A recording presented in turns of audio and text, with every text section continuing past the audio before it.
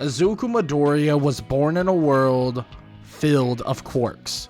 Quirks are more or less like superpowers. Superpowers that allow normal people to become something even greater than what they could possibly imagine. There's heroes like All Might, Endeavor, and some of the greatest heroes alive are all because of their quirks. And that's the main reason that they're so popular. It's quirks first, and then more or less popularity second. Now, there are a few heroes from time to time that come around that are popular based on just motive, attitude, or anything like that. But Izuku has been looking at these heroes in a way that he believes he can somehow be one of the greatest, even though he was born without one crucial thing, and that is a quirk.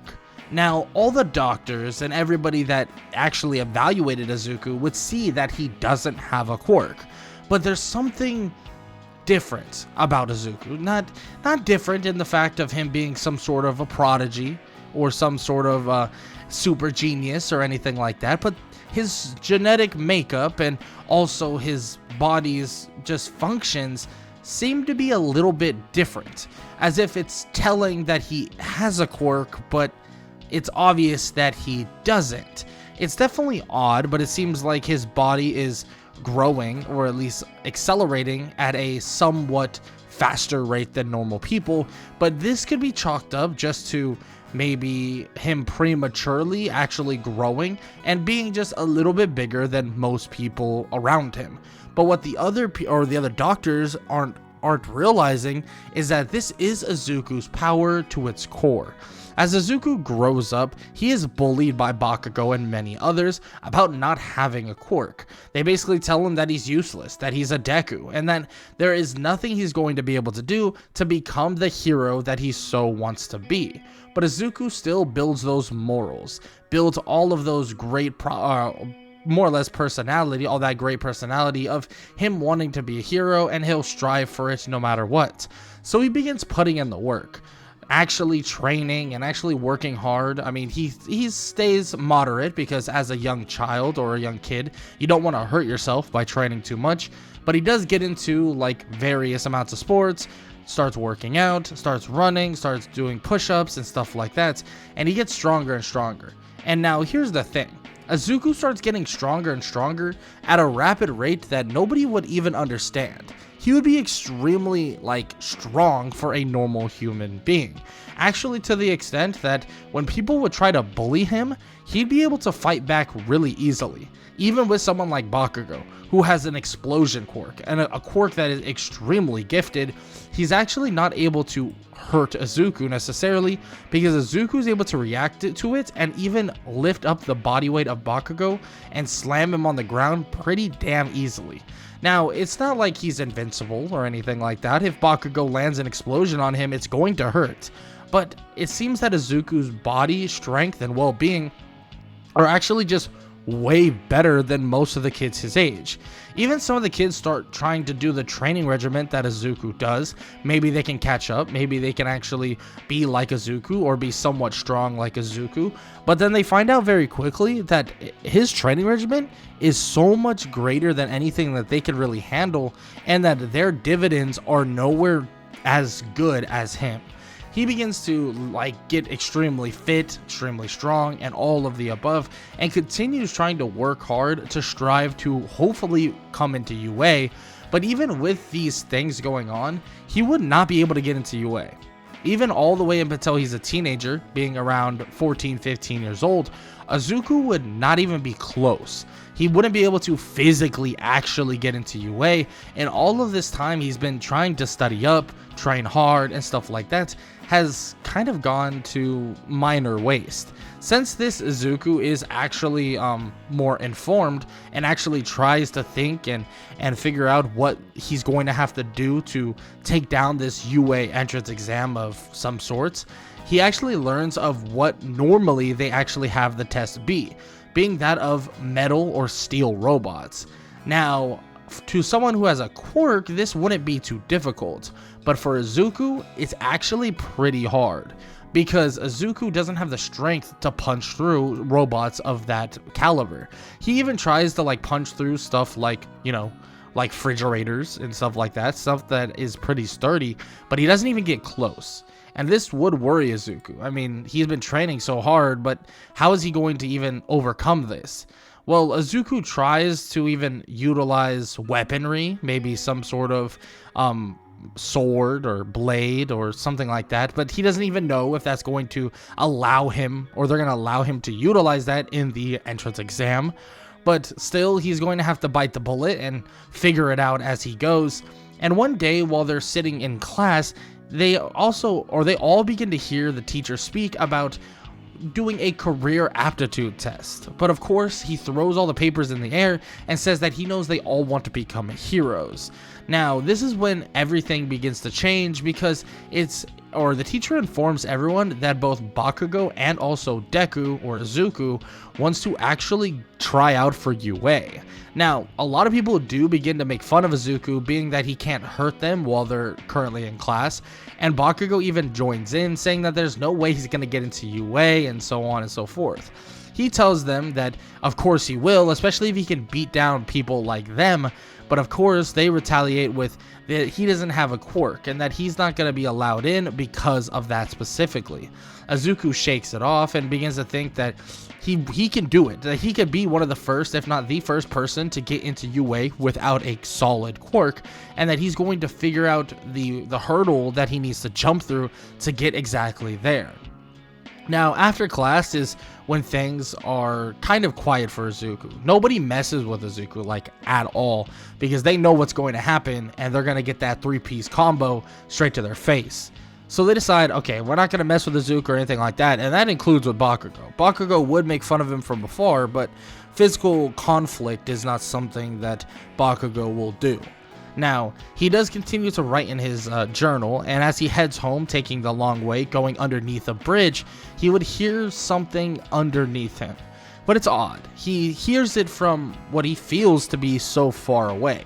This gives him the chance to actually run a little bit further, and this allows him to actually not be that far into or under the bridge when a large, like, goop monster comes barreling out, that being the sludge villain. The sludge villain would then yell to Izuku, saying that he needs his body, but Izuku's able to get away relatively quickly, going to the edge of the bridge or the opposite side, and as the sludge villain chases him, Izuku continues backing up, looking for anything around him that he can throw at the villain, maybe hitting him in the eye of some sorts. He does find a steel pipe nearby, and he throws it at the villain, smacking him in the eye, but the sludge villain kind of just shakes it off. It does hurt him a little bit, but he shakes it off.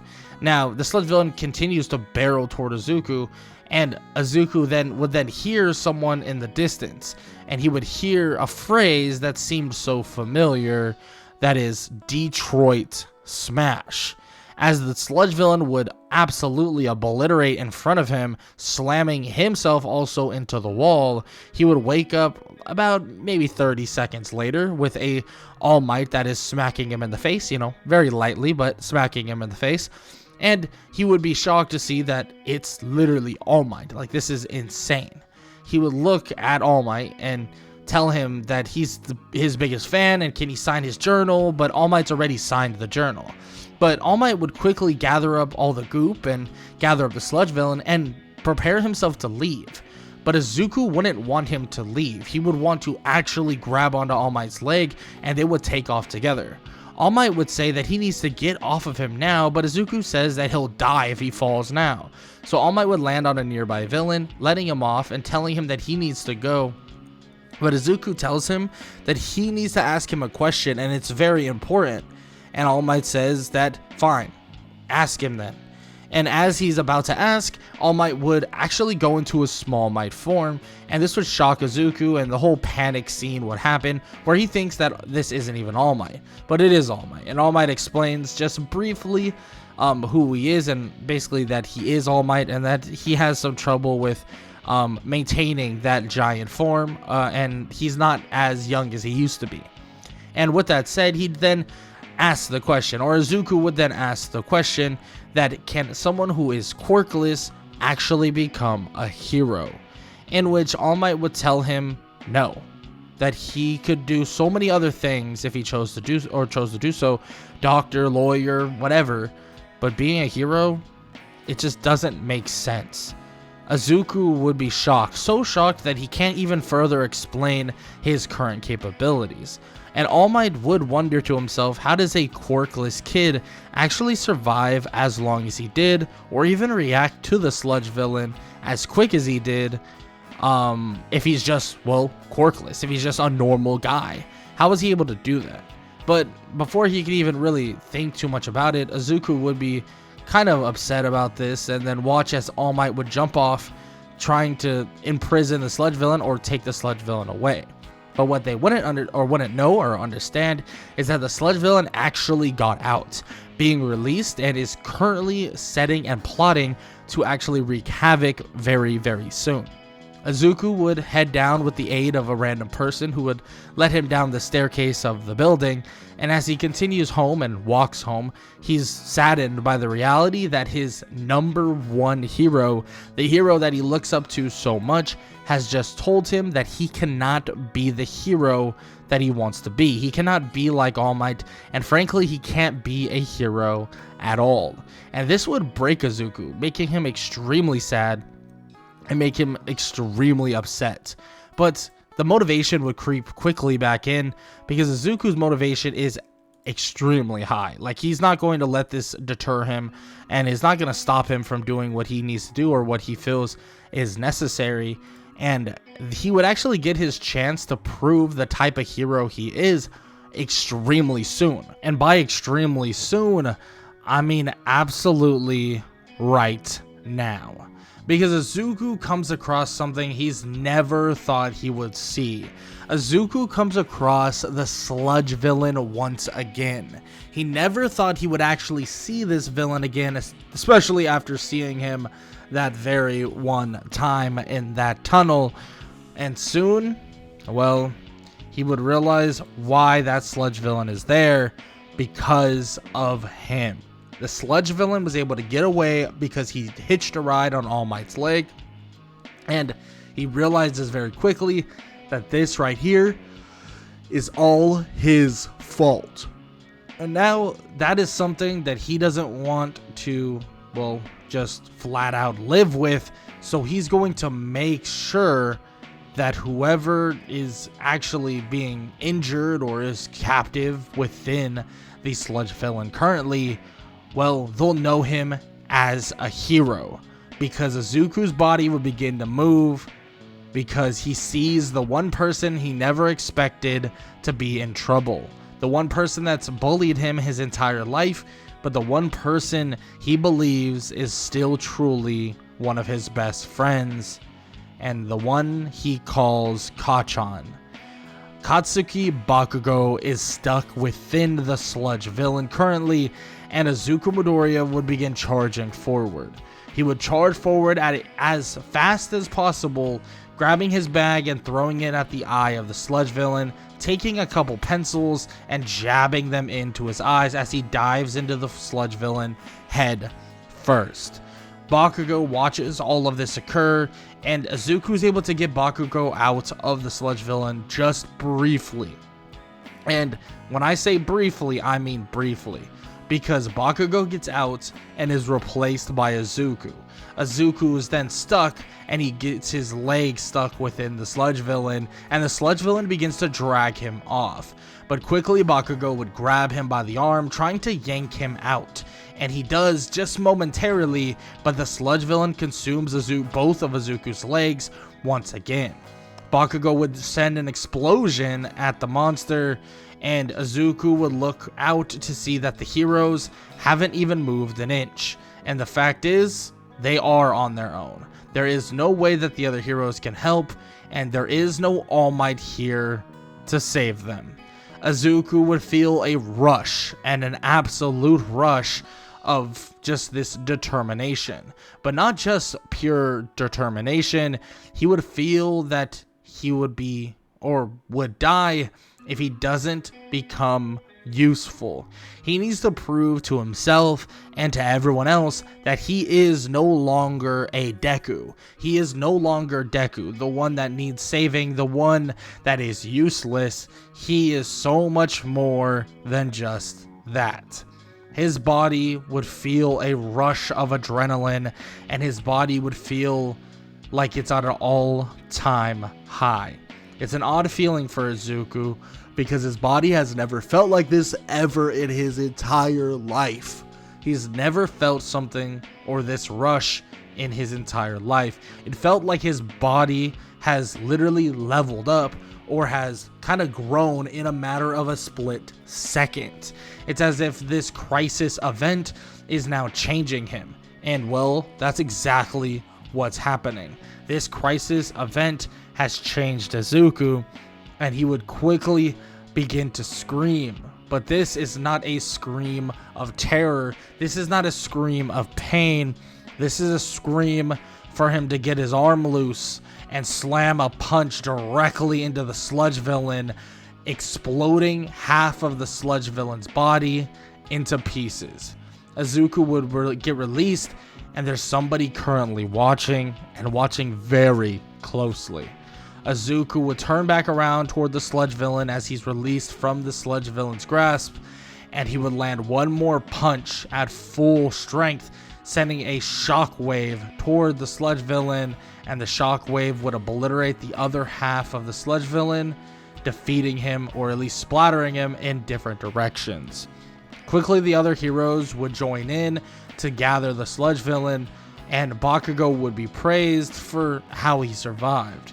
Izuku, though, on the other hand, there would be mixed emotions. Many would tell him that that was reckless, that he shouldn't have done that, and some would say that he had the courage of he had some of the best courage and strength he's ever seen, or they've ever seen, and some would even say to the point that, well, he was even more fearless than actual heroes. Now, this would shock Bakugo, the fact that Izuku would run in and sacrifice himself, and now that he has awakened a power that nobody even understands or will ever understand, well, he doesn't even know how to feel. Bakugo himself would try to find Izuku, but Izuku would actually be gone quicker than you could imagine, not wanting to deal with anything else that is involving the media and other people, and frankly being lectured by other heroes, which would most likely just annoy him, because at the end of the day, he doesn't want to deal with all of it when he just felt like he made the right choice, and he made the right choice to help someone that he, well, lightly cared about, you could say, or cared about to an extent. Now, he would leave and try to go home, but quickly he would be intercepted by the one and only All Might. All Might would immediately tell him that that was extremely impressive, and that maybe he was way too hard on him. I mean, he never even got to see what the kid was capable of, even though he doesn't have a quirk, but still, someone that can just charge in to defeat a battle, not worrying about themselves, not worrying about actually dying themselves, is something that is extremely commendable. Someone that acts before even thinking, someone that is willing to risk their own lives or their own life for the well-being of others, is what a true hero really is. And he says that even without a quirk, he's something special. And he tells Izuku, or asks Izuku more specifically, what was he able to do? Like, how is he able to do that? And Izuku says that he has no idea. That it's as if he just awakened this dormant power that was within him. As if he was already kind of physically gifted, at least to an extent, but then out of nowhere, his gifts were amplified by 100, maybe even more, and maybe even to the level of someone like him. But All Might would think that maybe that's a bit of an over-exaggeration, but of course Izuku says that he doesn't know for sure, but it felt as if his body was on cloud 9, but he doesn't know right now. Everything's kind of calmed down within him, and he feels like there's nothing like, too out of the ordinary anymore. And All Might would say that there's only one way to actually see what's going on, or see if anything has really changed, and that's to punch him.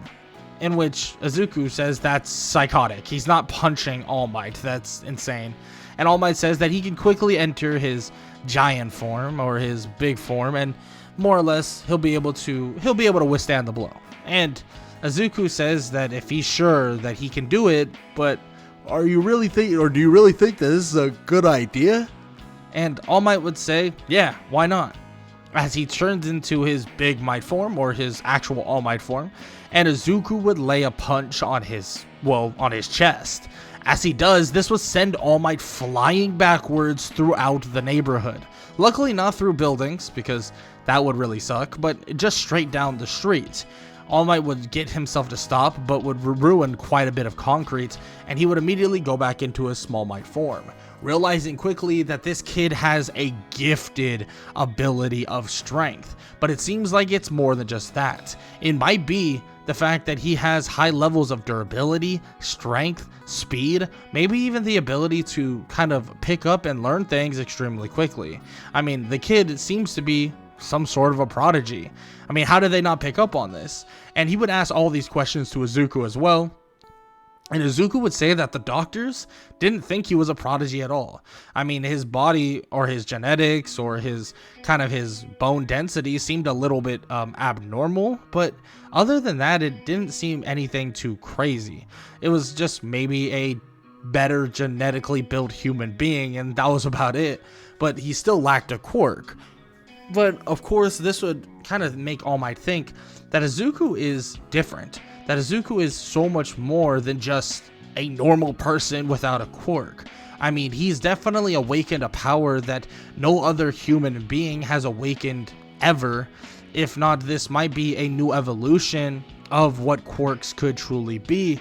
But he does offer something to Izuku, and that would be to be his successor. Now, Izuku would be confused about what this even means, and he would tell Izuku, or All Might would tell Izuku, that he can have his quirk. And now this would shock Izuku to his core. His quirk, that's insane. Like, you can't transfer quirks. But All Might would explain exactly what One for All is, and also why he would want Izuku to be his successor.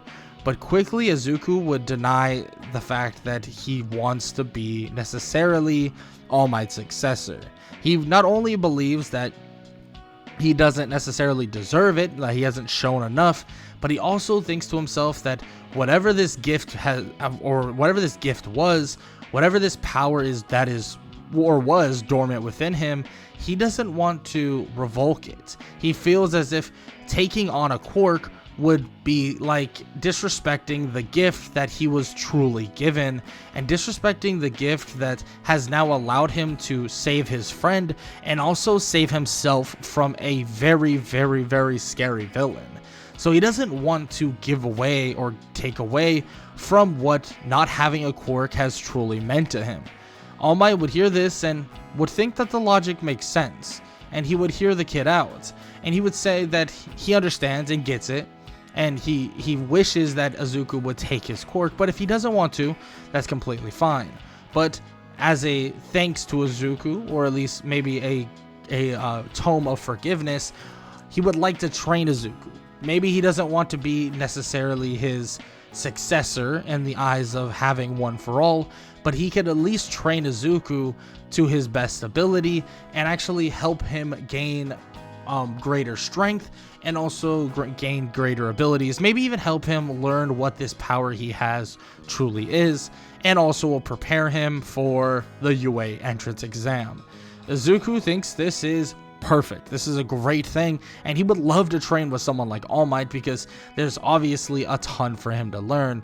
But he does ask All Might, I mean, who's going to be his successor? I mean, like, who could it truly be? And All Might says that he's not sure. He's really not, but he'll have to think about it for a little bit because there are some good candidates, but he worries. He worries about kind of the effect that this could have on someone else, and this effect, or how it could affect others as well, just being that of a person. In which Izuku would question what does he mean by that, and All Might just says that it was extremely hard for him to learn how to use One for All as a person and as a young kid, and that he didn't have a quirk himself, And immediately Izuku would cut him off. You didn't have a quirk yourself? And All Might would confirm, yeah, he didn't have a quirk. In which Izuku would think about it for a second, but would then tell All Might that it seems kind of odd that he didn't have a quirk and someone was able to just give it to him. Is that why he was going to give it to, well, Izuku or himself? In which All Might says, not necessarily, but maybe it is better for someone to have it that doesn't have a quirk, as if you're starting fresh, as if your body is neutral and not over heavily stimulated by a different other quirk. In which Izuku agrees with, thinking that actually might be the case and might be something to think about, because being worthy but also having another quirk at the same time might be kind of a hard thing. And All Might would agree. He would say that he basically does know someone else that could take on the quirk, and he is definitely worthy. I mean, he's very powerful, but it might affect him. It actually might affect his other quirk, but this is something that All Might hasn't even looked into or even thought too much about, so he'll have to ask the, his ex-sidekick about it, probably in the near future, but he obviously doesn't tell Izuku any of that, because that's kind of, not necessarily his business, or not that deep into his business. Now, he would eventually say goodbye to the young lad, being that All Might would say goodbye to Izuku eventually, telling him to meet him at Dagobah Beach in a couple days. And that's when they'll start their training, and they'll just get him ready for the UA entrance exam. Now, about 10 months of this would go by. I mean, he would begin to train with All Might, even spar him a little bit, and he would learn to actually harness his own strength. It's as if Izuku is completely juiced up. Like, his whole body is way stronger. His abilities are way stronger. He's able to move faster, punch harder, and everything. And when I mean harder, faster, and all of those things, it's so much more insane. Like, it's actually way beyond what he was ever able to do. He even begins to train with different weaponry, actually picking up on swordsmanship and other weapons as well extremely quickly, and utilizing them to a very, very high potential. Izuku really believes that all of this preparation will be extremely worth it when he takes on the UA entrance exam, and he continues to stay up with his studies because, well, that's something that he'll need to do, especially with UA coming around the corner. And also the UA entrance exam also has a full-on written exam, so he makes sure that he stays on top of all of it. And with making sure that his exams and also his studies are up to par, and hopefully he's going to be prepared for that written exam. Now, the day of the UA entrance exam would finally be upon him, and All Might would wish him good luck, but he would say that he probably doesn't need it. I mean, the training and his awakened power, all of that is going to help him massively, and he should take home maybe even the #1 student in the entrance exam. And All Might would basically tell him to shoot for that he should shoot immediately for the stars, because that's the type of stuff he can truly do. At least that's what it seems like, with all the powers and with all his strength and all of his capabilities. It's showing that he could truly get further than anybody can possibly imagine.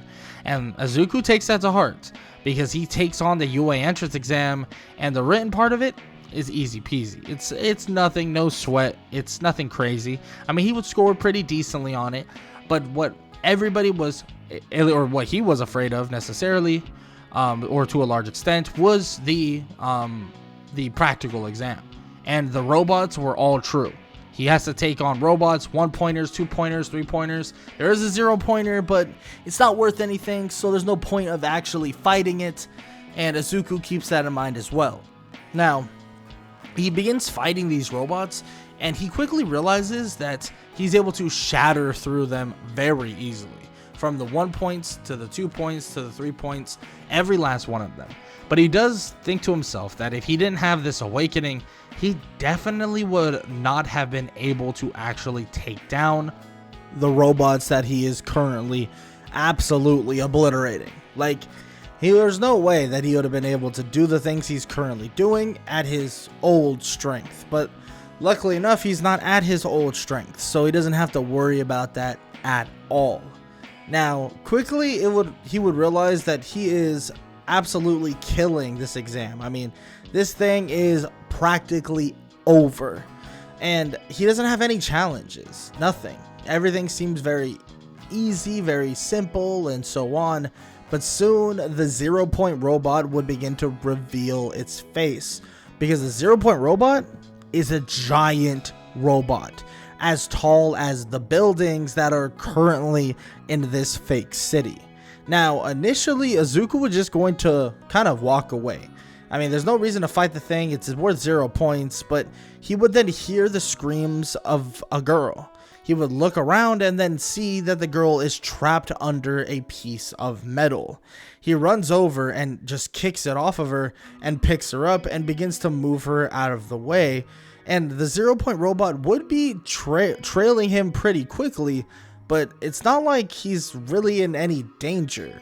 I mean, he's able to grab the girl and get out pretty damn easily, especially because overall, he's able to hear a little bit better, see better, and also his speed and strength is just extremely high. So he's able to just run over there, save her, and drag her away, and save her from the 0 Point robot.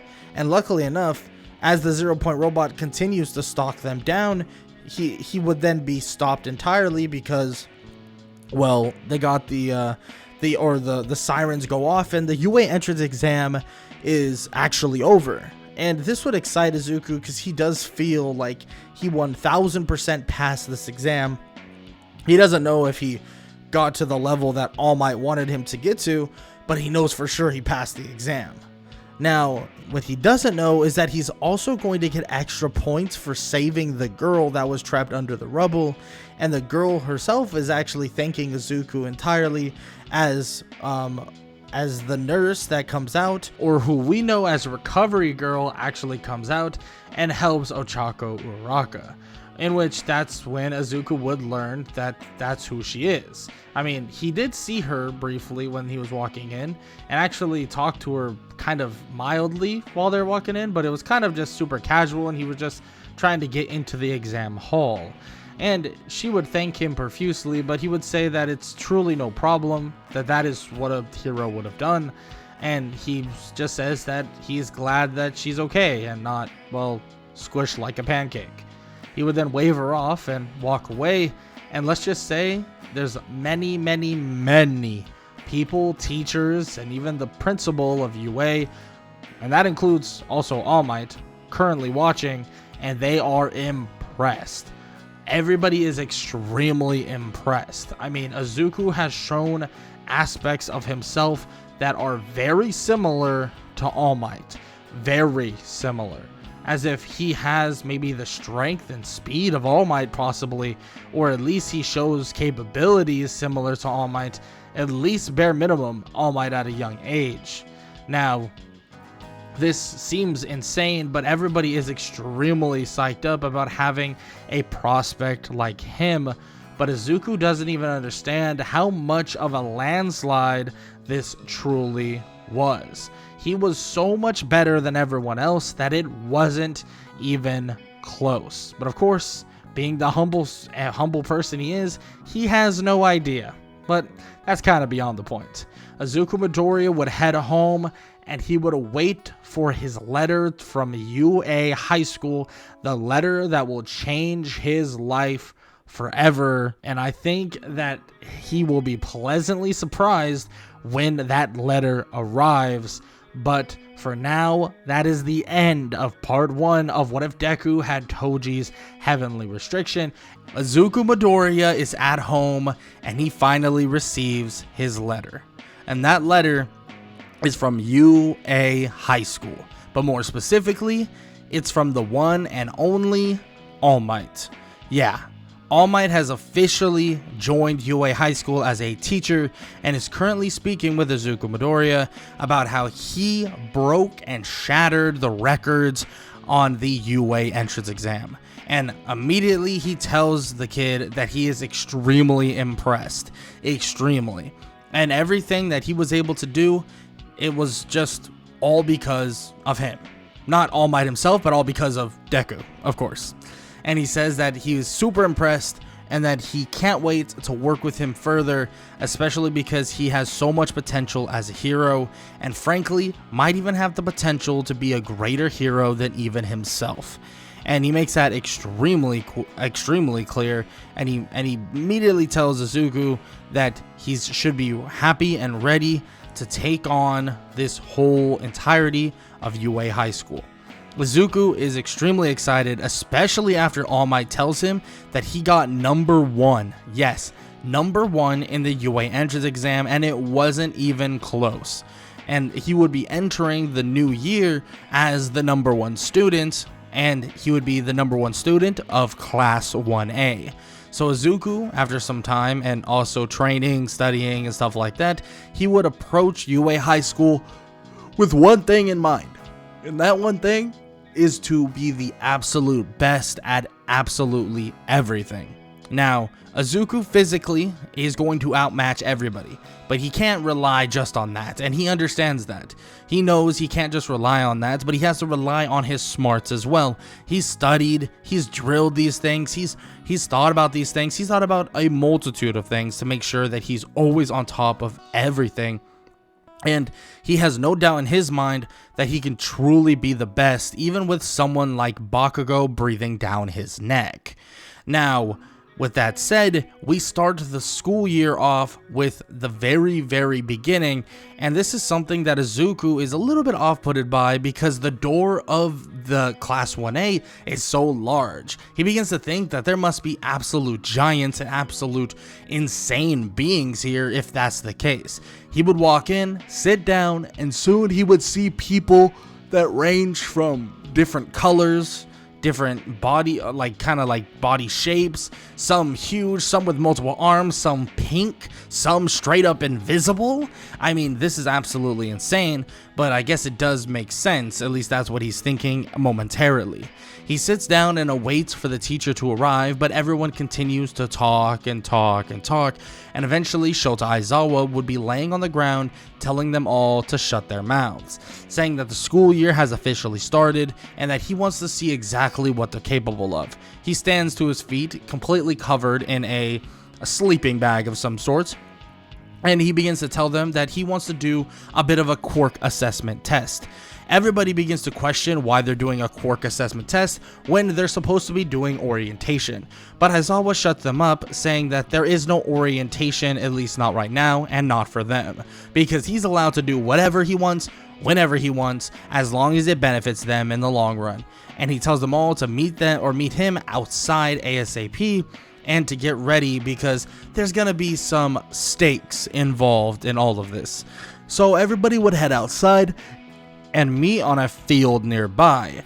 Shota Aizawa, or Racerhead, their teacher, would begin to tell everybody that they have quite a bit to talk about and quite a bit to do, but they're gonna start with something simple. He wants them to throw this ball. Yeah, throw this ball. And he wants them to throw it as far as possible. Everybody's a bit confused, but at the same time, it seems exciting in a way. So the first person up would actually be Izuku in this spot. Now, Aizawa would tell him that since he is the number 1 person in the entrance exam and the number 1 person in Class 1A, he needs to prove himself. He wants to see what he's truly capable of and wants to see if he's really worth all the hype, or is he just going to crumble like some of the wannabe up-and-comers and wannabe All Mights that come through the ranks all the time. Now, Aizawa is kind of BSing here. He knows that not a lot of people come through and are deemed as All Mights next up, or the next person that's going to be that next level or next to All Mights, but he wants to see what the kid is capable of. And he would soon realize that this kid is the real deal when he would launch the ball extremely far. And when I mean extremely far, I mean extremely far. Arguably launching it somewhere around 1,000 to 1,500 meters because of just his his raw strength and also his understanding of how his strength works. Of course, normally in the canon of this timeline, Izuku launches it with one finger with 100% of his quote-unquote power. But this time around, he's able to utilize his entire body, his entire arm, and also his just entire movement to make sure that he can launch the ball as far as possible, and an accumulation of strength allows him to just bomb the ball extremely far, shocking everybody, thinking that, wow, that is something that nobody has been able to really do in a long time.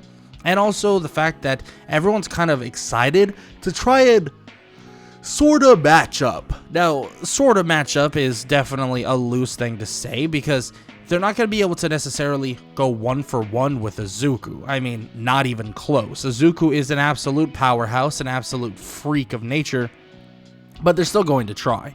Or at least that's what they want to do. They want to try. So they're going to try to stack up with Izuku, at least try to keep up somewhat. And some of the girls there actually say like, oh, it's going to be fun to do this. And immediately Aizawa hears this and shuts it all down, saying that if they think it's going to be fun, he's going to make it not fun. And by doing so, he's going to actually put stakes on this, saying that the person in last place is going to get shipped off, sent off, and immediately get expelled from UA.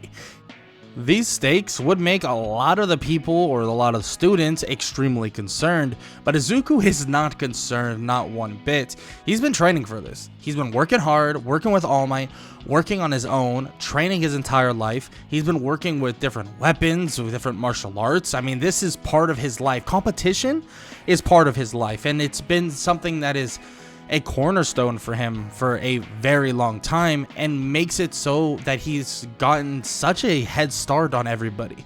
While everybody was just twiddling their thumbs, being happy they have a powerful or semi-strong quirk, he was out there trying to make himself better, to approach life differently than everyone else, and him doing so has made a massive difference, especially because he begins to number one score in almost every single category, even putting on a clinic with how fast he can run, going against someone like Tenya Ida and even outclassing him in speed. And that's not even what he's made to do, but that's how fast he truly is. His raw strength with his grip strength, his flexibility, all of it is top notch and at the very height of everything. The only thing he doesn't win is, ironically enough, the ball throw. He loses the ball throw to Ochako, who literally floats the thing into space, which he finds extremely impressive. But overall, he's not too mad that he lost only one category, and he comes out as the very number one top student. And the person at the very bottom is actually the person that is fully invisible by the name of Hagakure. Now, Izuku does have some things in mind, believing that it doesn't make sense to put her through a situation like this one, because her strengths are going to be nothing even close to what they're actually dealing with in this, type of quirk assessment. Her strengths would be like, stealth missions, or trying to surprise people in the feat of combat, maybe even saving people out of certain ways without anybody noticing. And Izuku would actually bring this up briefly, as she is deemed as the person that's going to be expelled, and Aizawa would smirk as he's talking about this, as Izuku is bringing it up, because Aizawa never thought that someone would actually bring something like this up. And even Momo Yagurozu would chime in and agree, and even add some points of her own, and Aizawa would kind of nod and say that all of them could go to orientation now, and that nobody was getting expelled in the first place anyways. It was just a fear tactic. He laughs it off, or kind of does his little laugh, and everybody leaves to orientation to cap off the rest of the day. But the rest of the class definitely starts thinking, was she actually going to get expelled if they didn't bring those things up? And it seems like the more elaborate things truly impress Aizawa, so they'll have to keep that in mind, especially when hero work is a very elaborate thing, and they can't think of things so one-dimensionally. Now, he would continue kind of his training from day to day, and eventually they would finally get a chance to do actual hero training with the one and only All Might. But this is kind of the same circumstance of this hero training doesn't really fit super well with a lot of the people that are currently there. This is one where if you are on the stronger side or have abilities that make things a lot easier in this situation, it makes it so much easier for you, and you specifically. It's kind of like how every training session or every training kind of difference is going to be massively different depending on if it's one-on-one, two-on-one, if you're trying to capture a bomb or anything like that. But Izuku would go with All Might and everybody else to this heroes versus villains training, and he would be grouped up with Ochako Uraraka. Now, Izuku would immediately say that he's going to have to deal with Bakugo because they're going to be facing Bakugo and Tenya Ida.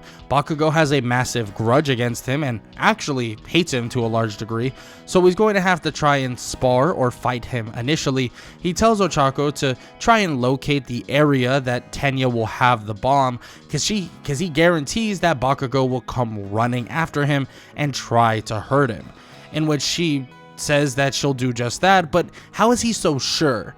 And immediately Izuku says that she'll realize very quickly once the timer is over.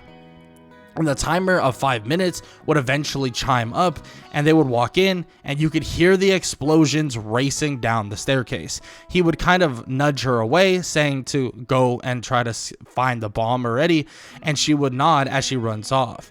Bakugo would come barreling down and would immediately try to shoot an explosion at Izuku, but Izuku would duck under, grab his arm, and slam him right on his back.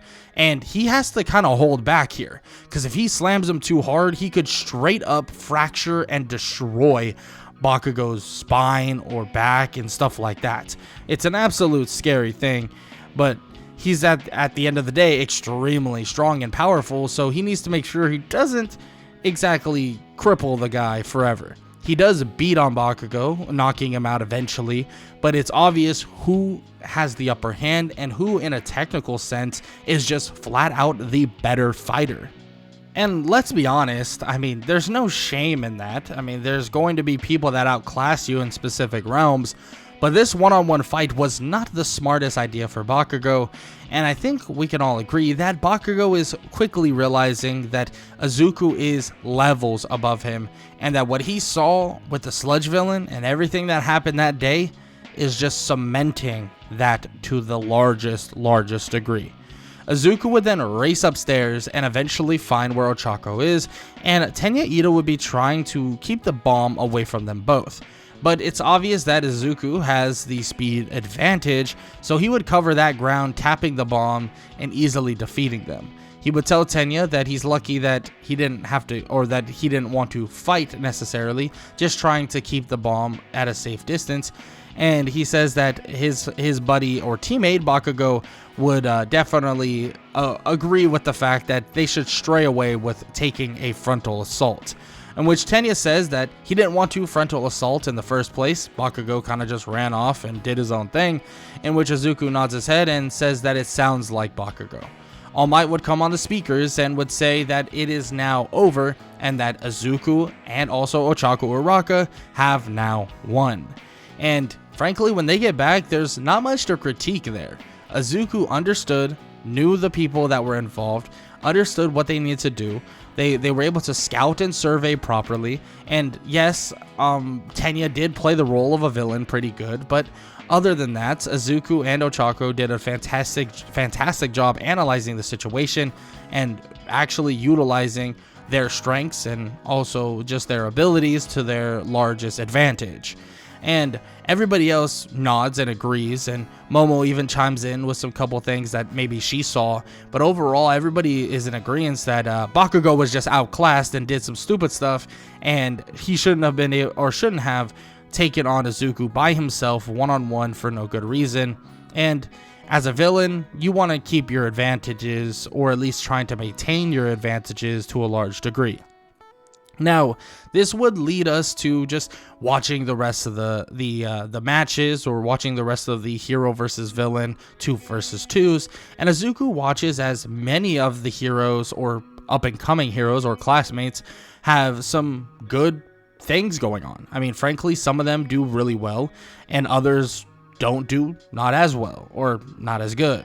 Some, like Todoroki, do extremely well, but then some, like Hagakure, who you would think would do pretty well in this scenario, doesn't do so well because of, well, Todoroki, and also the fact that, yes, her stealth is extremely helpful, but when you have someone that has so much area of effect, like Todoroki does with his ice quirk, yeah, you're dealing with a bit of an issue, and that might be an understatement, you could even say. But after everyone is done with their heroes and villains training, we go on to do the normal school-like stuff. I mean, we do the normal, classes and things of that sort, and eventually they actually go on a bit of a trip.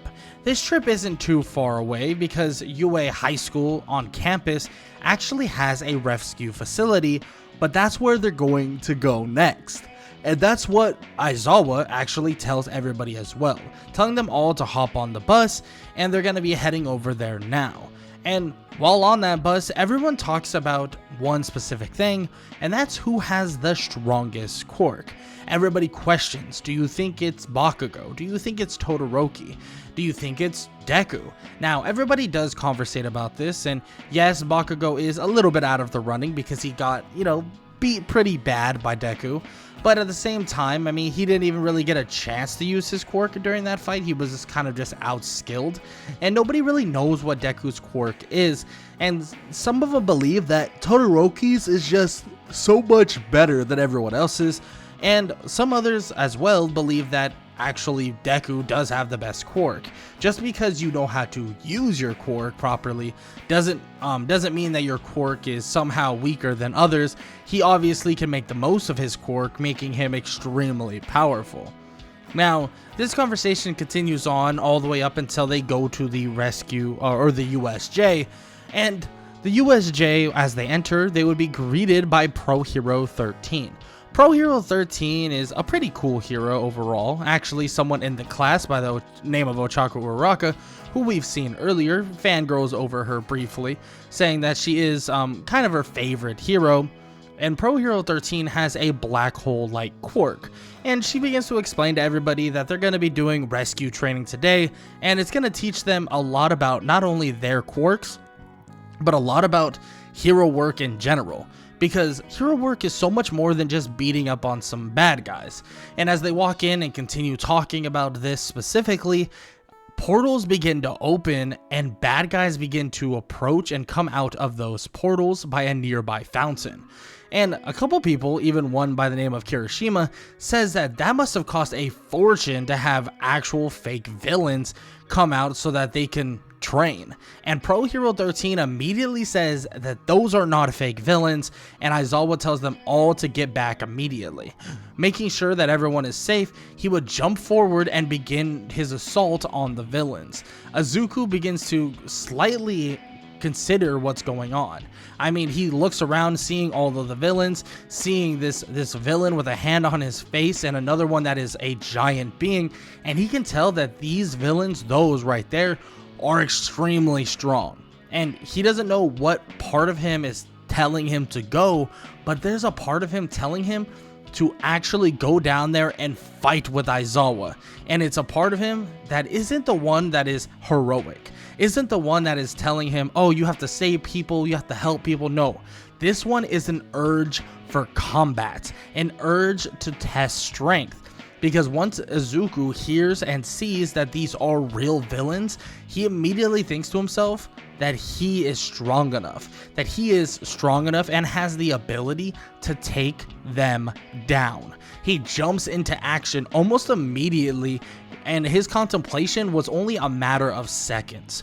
He dives in, immediately defeating multiple villains right next to Aizawa, and Aizawa can tell that the kid can fend for himself.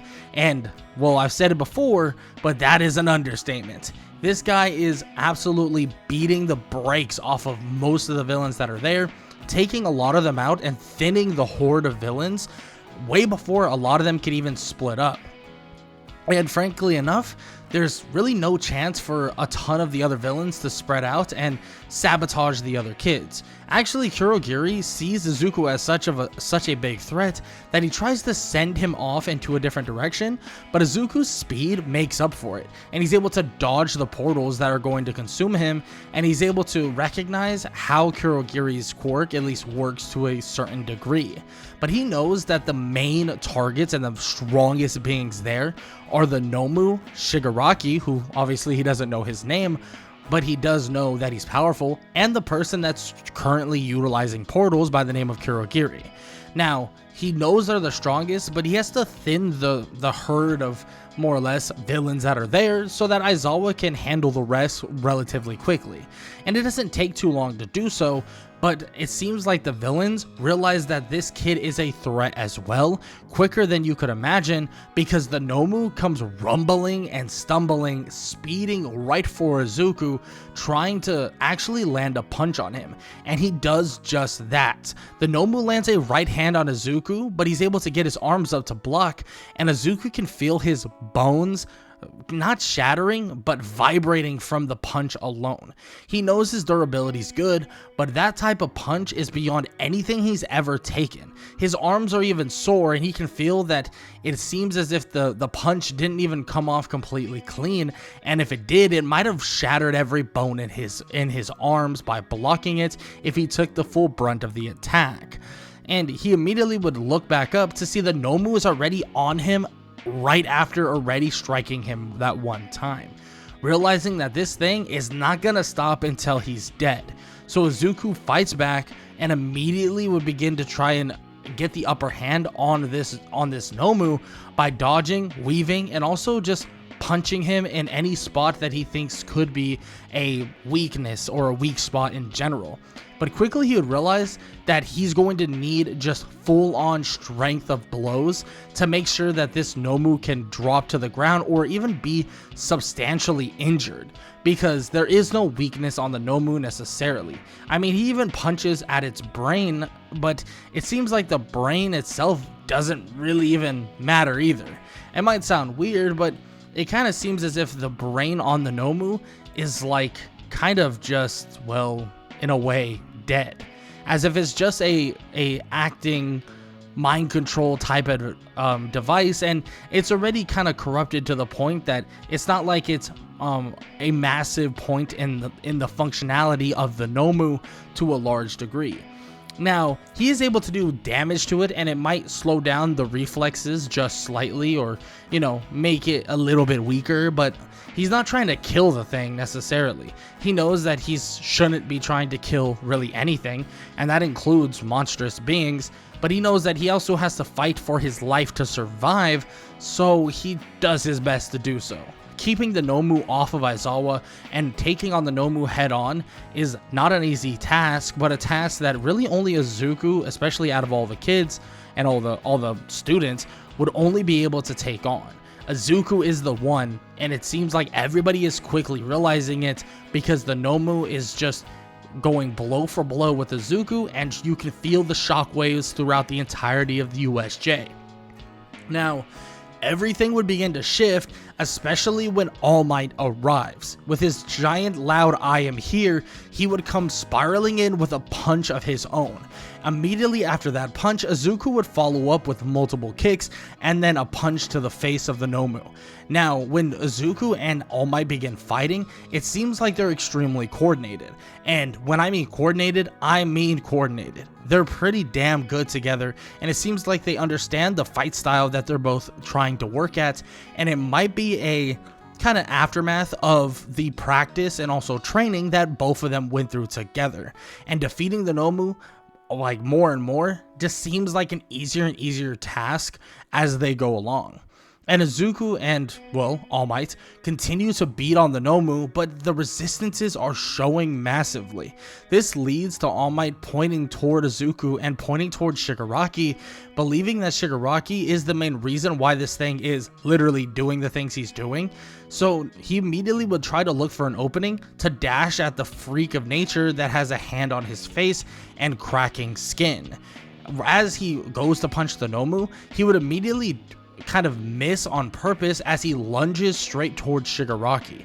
Shigaraki doesn't even realize this, at least not in time, and as Aizawa cancels his quirk, just in case, not 100% knowing what his quirk is capable of, he would then land a clean blow to Shigaraki's face, knocking him out cold.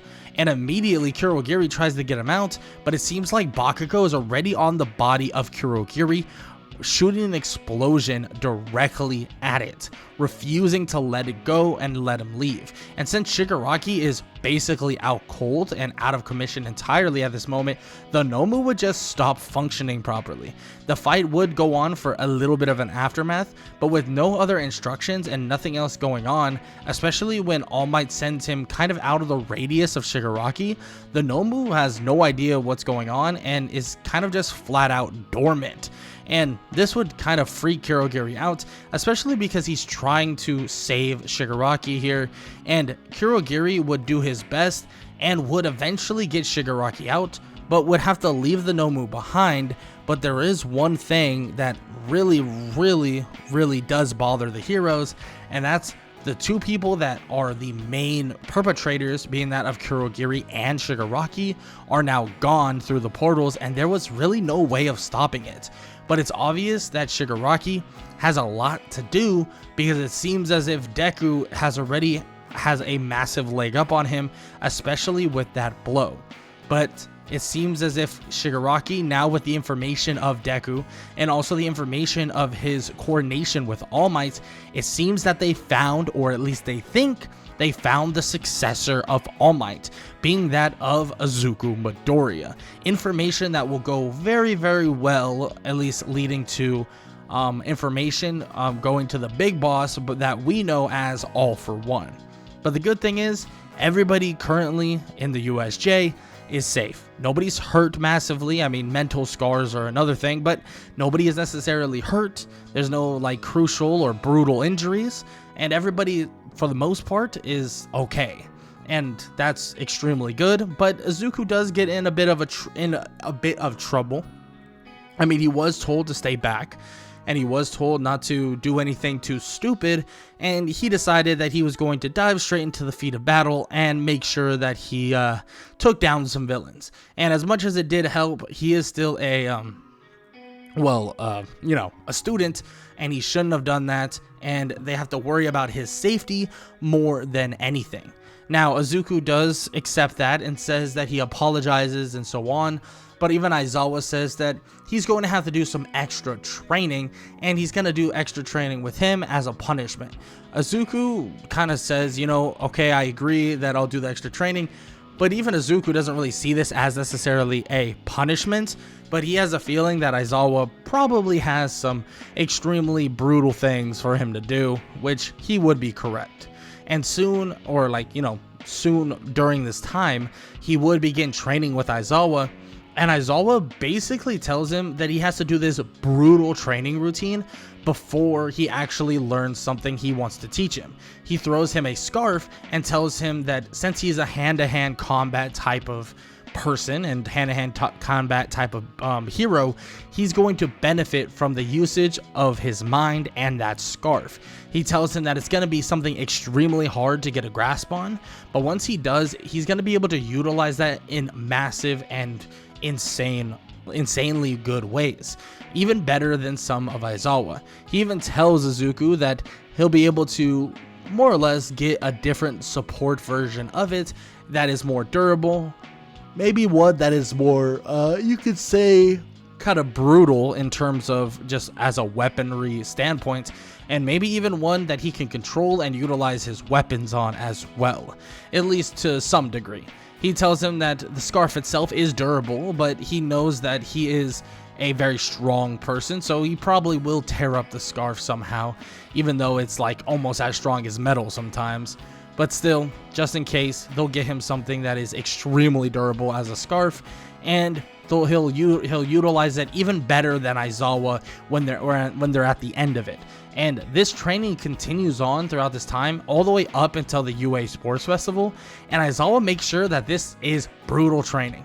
So much so that when the UA Sports Festival arrives, Izuku is like completely exhausted. And when I mean completely exhausted, I mean completely exhausted. So it's going to restrict him in the UA Sports Festival pretty massively. But he is the #1 student, so sometimes you have to jump over some hurdles. And sometimes you gotta, try extremely hard and, prove why you are truly the greatest student that has ever entered UA, even better than All Might. And this is how he's going to do it at a disadvantage. But you're going to have to find out what happens at the UA Sports Festival in the next part of What If Deku had had Toji's Heavenly Restriction. Izuku Midoriya is going to start in the UA Sports Festival, and he's going to, do his normal speech, because that's what he has to do due to the fact that he was #1 in his entire class. Now, everybody kind of listens to Izuku speak, but it's kind of odd because he seems extremely tired, as if he's been running like 50 miles a day and he's gotten no rest at all. Like he's been straight up awake for the last 50 days straight. That's literally what he looks like and literally what he sounds like at this moment. But he does say some very passionate things in terms of telling everybody that they're going to put on a show and they're going to absolutely try their best and everybody's going to do amazing, but he's going to do the best because he is the best and whatever, right? So he says all these things, but all of it is kind of jumbled up and everybody's kind of looking at it as if, there must be something wrong with him. I mean, he actually might be just completely exhausted or completely out of it. And it's a bit worrisome because if he's that exhausted, maybe it's for the best that he's not out here. But it seems like Izuku doesn't necessarily even have a choice and he's going to be out here anyways. So he starts with the very first task or the very first event, and that would be the simple obstacle course race. And everybody seems to be pretty excited about this, but Izuku is on like full and utter autopilot at this point. But he's able to make it through the obstacle course race way easier than everyone else. The giant corridor, that's super light work for Izuku, and getting past the robots, it would be no sweat. Same thing with a giant canyon. I mean, his flexibility, his agility, his ability to just parkour and have a stable body. I mean, he is a freak of nature, and he has very vast amounts of similarities to All Might, but isn't super bulky and shredded in a way, right? He is definitely fit, but he's not bulky and shredded, or he's not like super bulky in terms of he's not able to like scale on small wires or anything like that. He'd easily be able to either clear the gap or go across the wire extremely smoothly, and he'd be able to do these things very easily.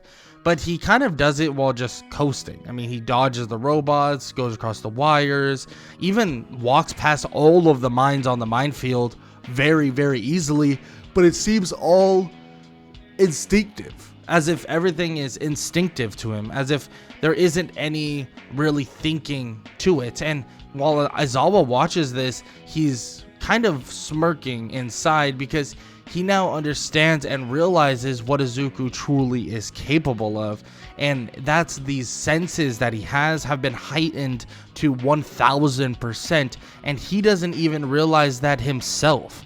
He doesn't even realize that his senses have been cranked up to 1,000,000, and he hasn't been able to see that until literally now. And he's not even sure if Izuku sees that because, he's completely and utterly out of it at the moment.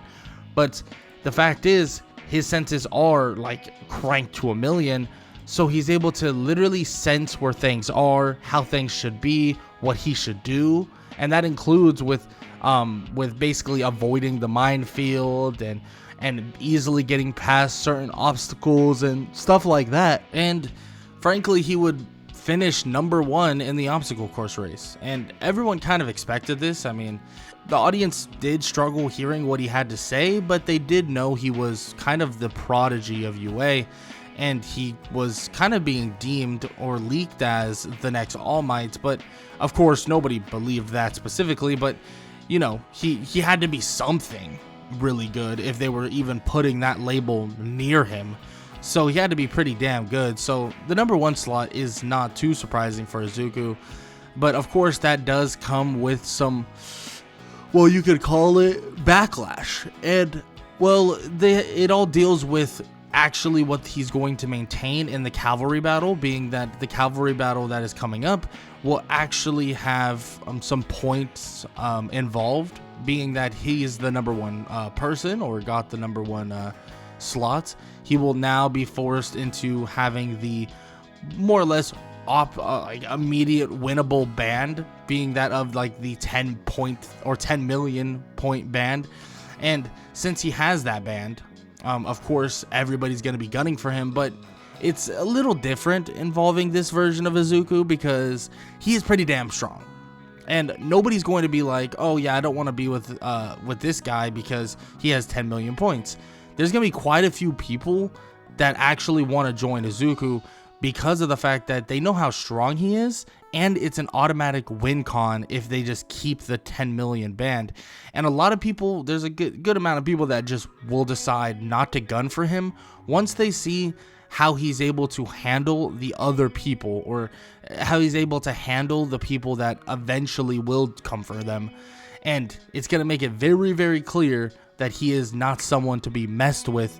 And he ends up making a pretty decent squad. I mean, the squad would be something very, very normal, because he personally wouldn't care about who's on his team. So he would kind of just not even really know who's on his team. He would probably have someone like Ochaku Uraraka, being that Ochaku is sort of friends with him. He saved her one time, so he's like, okay, yeah, sure. And then the rest he doesn't really care that much about. I mean, he kind of says like, you know, whoever wants to join can join, and he kind of just coasts like that. And we'll just, for some simplicity's sakes, we'll give him the same crew that he ended up having, and that would be Meihatsume, Tokiyami, and also Ochako, because it makes it a little bit easier. And there's really no point of him not having the same crew. I mean, it doesn't change that much, being that these four are, or were, kind of important to the growth of the normal Izuku. But now, with that said, it doesn't matter, like I said, who's on his team. It kind of just gives them a free gateway to the next round, because Izuku's going to basically single-handedly do this. Because for one, once the first team tries to rumble on in and try to, you know, grab the band, it doesn't go too well for them, like at all. Izuku easily is able to fend them off, even if he's on the shoulders of other people.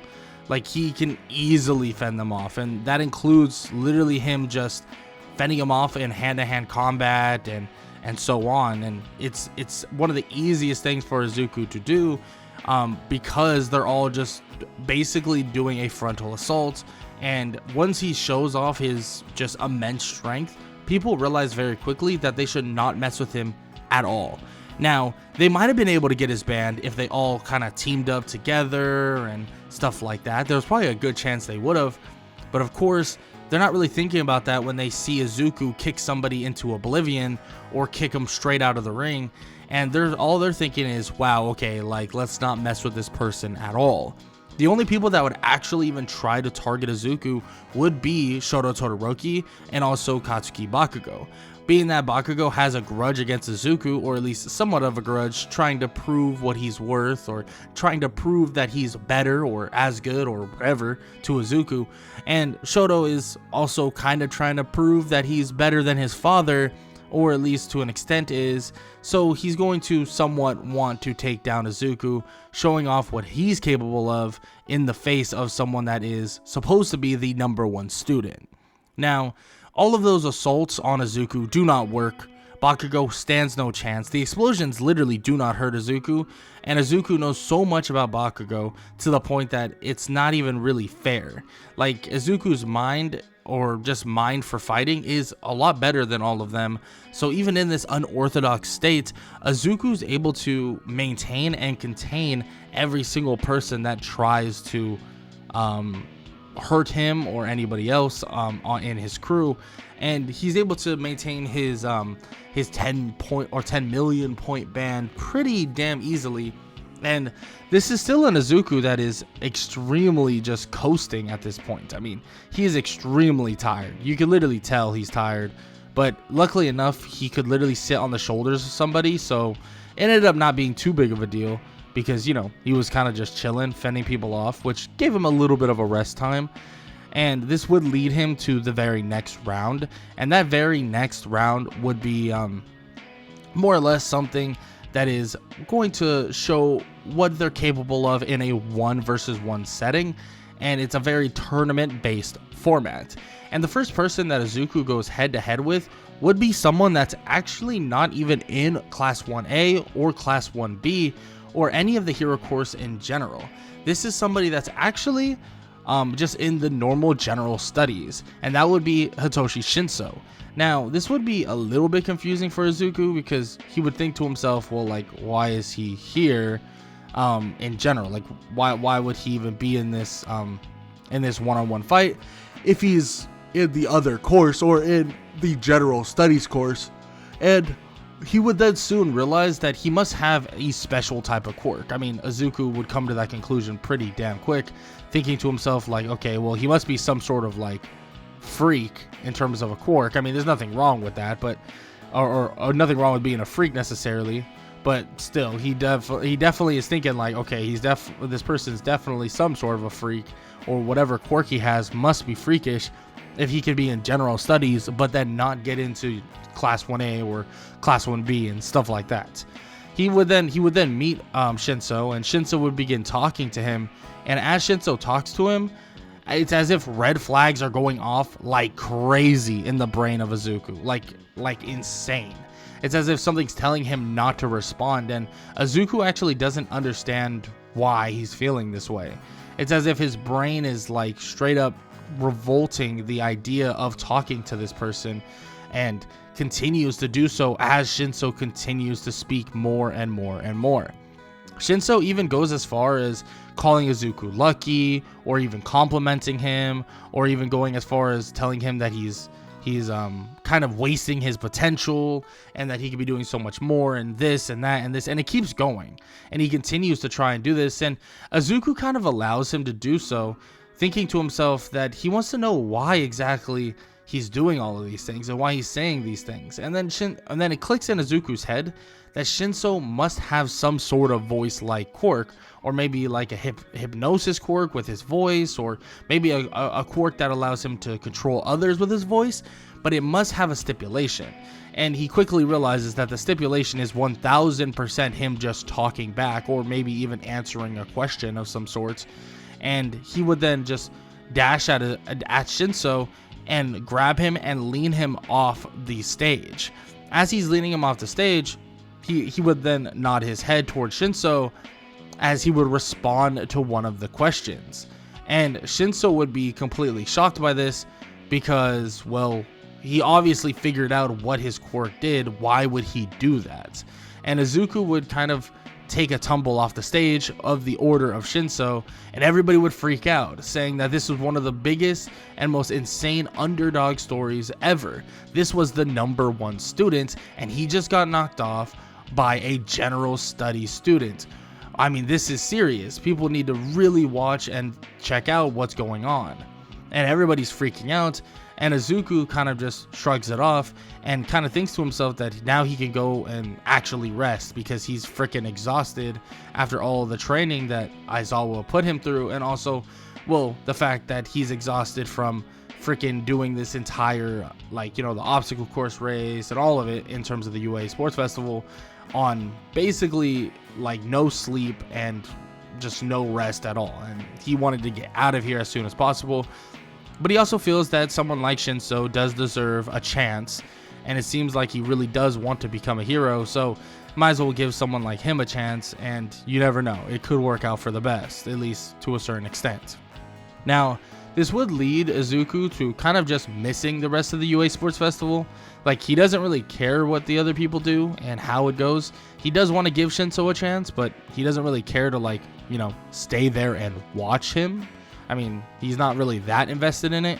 So he decides that he's just going to take off early and go rest. But of course, Aizawa would drag him upstairs and would tell him that since he wants to cut out so early, he's now going to have to watch the rest while sitting next to President Mike and himself, which would definitely disappoint Izuku because he just wants to take a nap and he's exhausted. In which he still ends up taking the nap because, you know, Aizawa would just let him sleep at one point, but he is forced to basically stay up there with them and not watch from, like, you know, the normal parameters or just leave in general, because they're still technically in the school day. Well, sort of. So they watch or Izuku does watch, but, like, you know, mildly. And they do watch Shinso, unfortunately lose, because once they figure out what his quirk can do and what he's capable of, yeah, you can counter it pretty damn easily. But, I mean, it's a pretty damn good quirk for a hero, especially one that is basically a new one, where villains aren't going to know exactly what your quirk is, and it won't know for sure exactly what it does. And it seems like there's a lot of different variations you could definitely use to make it better. But beating the #1 student in Class 1A definitely put Shinso on the radar, especially for many other people. And that includes UA itself, but also any other hero agencies out there that are looking for a kind of underrated new type of hero that's got tons of potential and that's up and coming. I mean, this has definitely helped Shinso more than you could possibly imagine, but even Izuku doesn't even understand how much that truly helped Shinso. But unfortunately, the person that would actually win would be Bakugo, and Bakugo would immediately be freaking out. Not in a good way, because he would be mad that Izuku took the dive early because he wanted to prove himself against him. But Bakugo was able to defeat Shoto Todoroki, being that Todoroki refuses to use his fire side, and there's no way that someone like Bakugo is going to convince him otherwise. But there is a little bit of merit to what Bakugo was saying, and Bakugo did convince him a little bit to at least think about using his fire side, but obviously he's not going to use his fire side. I mean, there is no, like, Izuku at this moment, like, you know, telling him that, oh, you know, that's your quirk and stuff like that, you know, that whole moment. That moment doesn't happen. Bakugo's not that type of person, and there's just no way that he would even get him to that point to even use his fire side. But it might force him to at least question a little bit if he should or shouldn't, and so on. Now, this would lead us to our normal thing that happens here, and that would be the normal internships. And you might be questioning, okay, so where's Izuku going to go? And actually, it would be pretty simple to just place Izuku with someone like Aizawa and have him continue to work with Aizawa, sharpening his tools and also just getting better at what he's already capable of doing. But it seems like there is a vast amount of people and a vast amount of just, you know, hero agencies that really want to work with Izuku, like really bad. So he does have a plethora to choose from, and that even includes someone that is very, very close to All Might in Sir Night-Eye. Yes, it's very unconventional, but Sir Night-Eye sends Izuku an invitation to actually go to his agency. Now, this isn't to, like, work on some overlying project. It's actually to work with Izuku himself, because he has heard about Izuku from All Might as well. And he actually wants Izuku to meet somebody a little bit earlier than normal, and that would be Mirio Togata, or other known as Lemillion.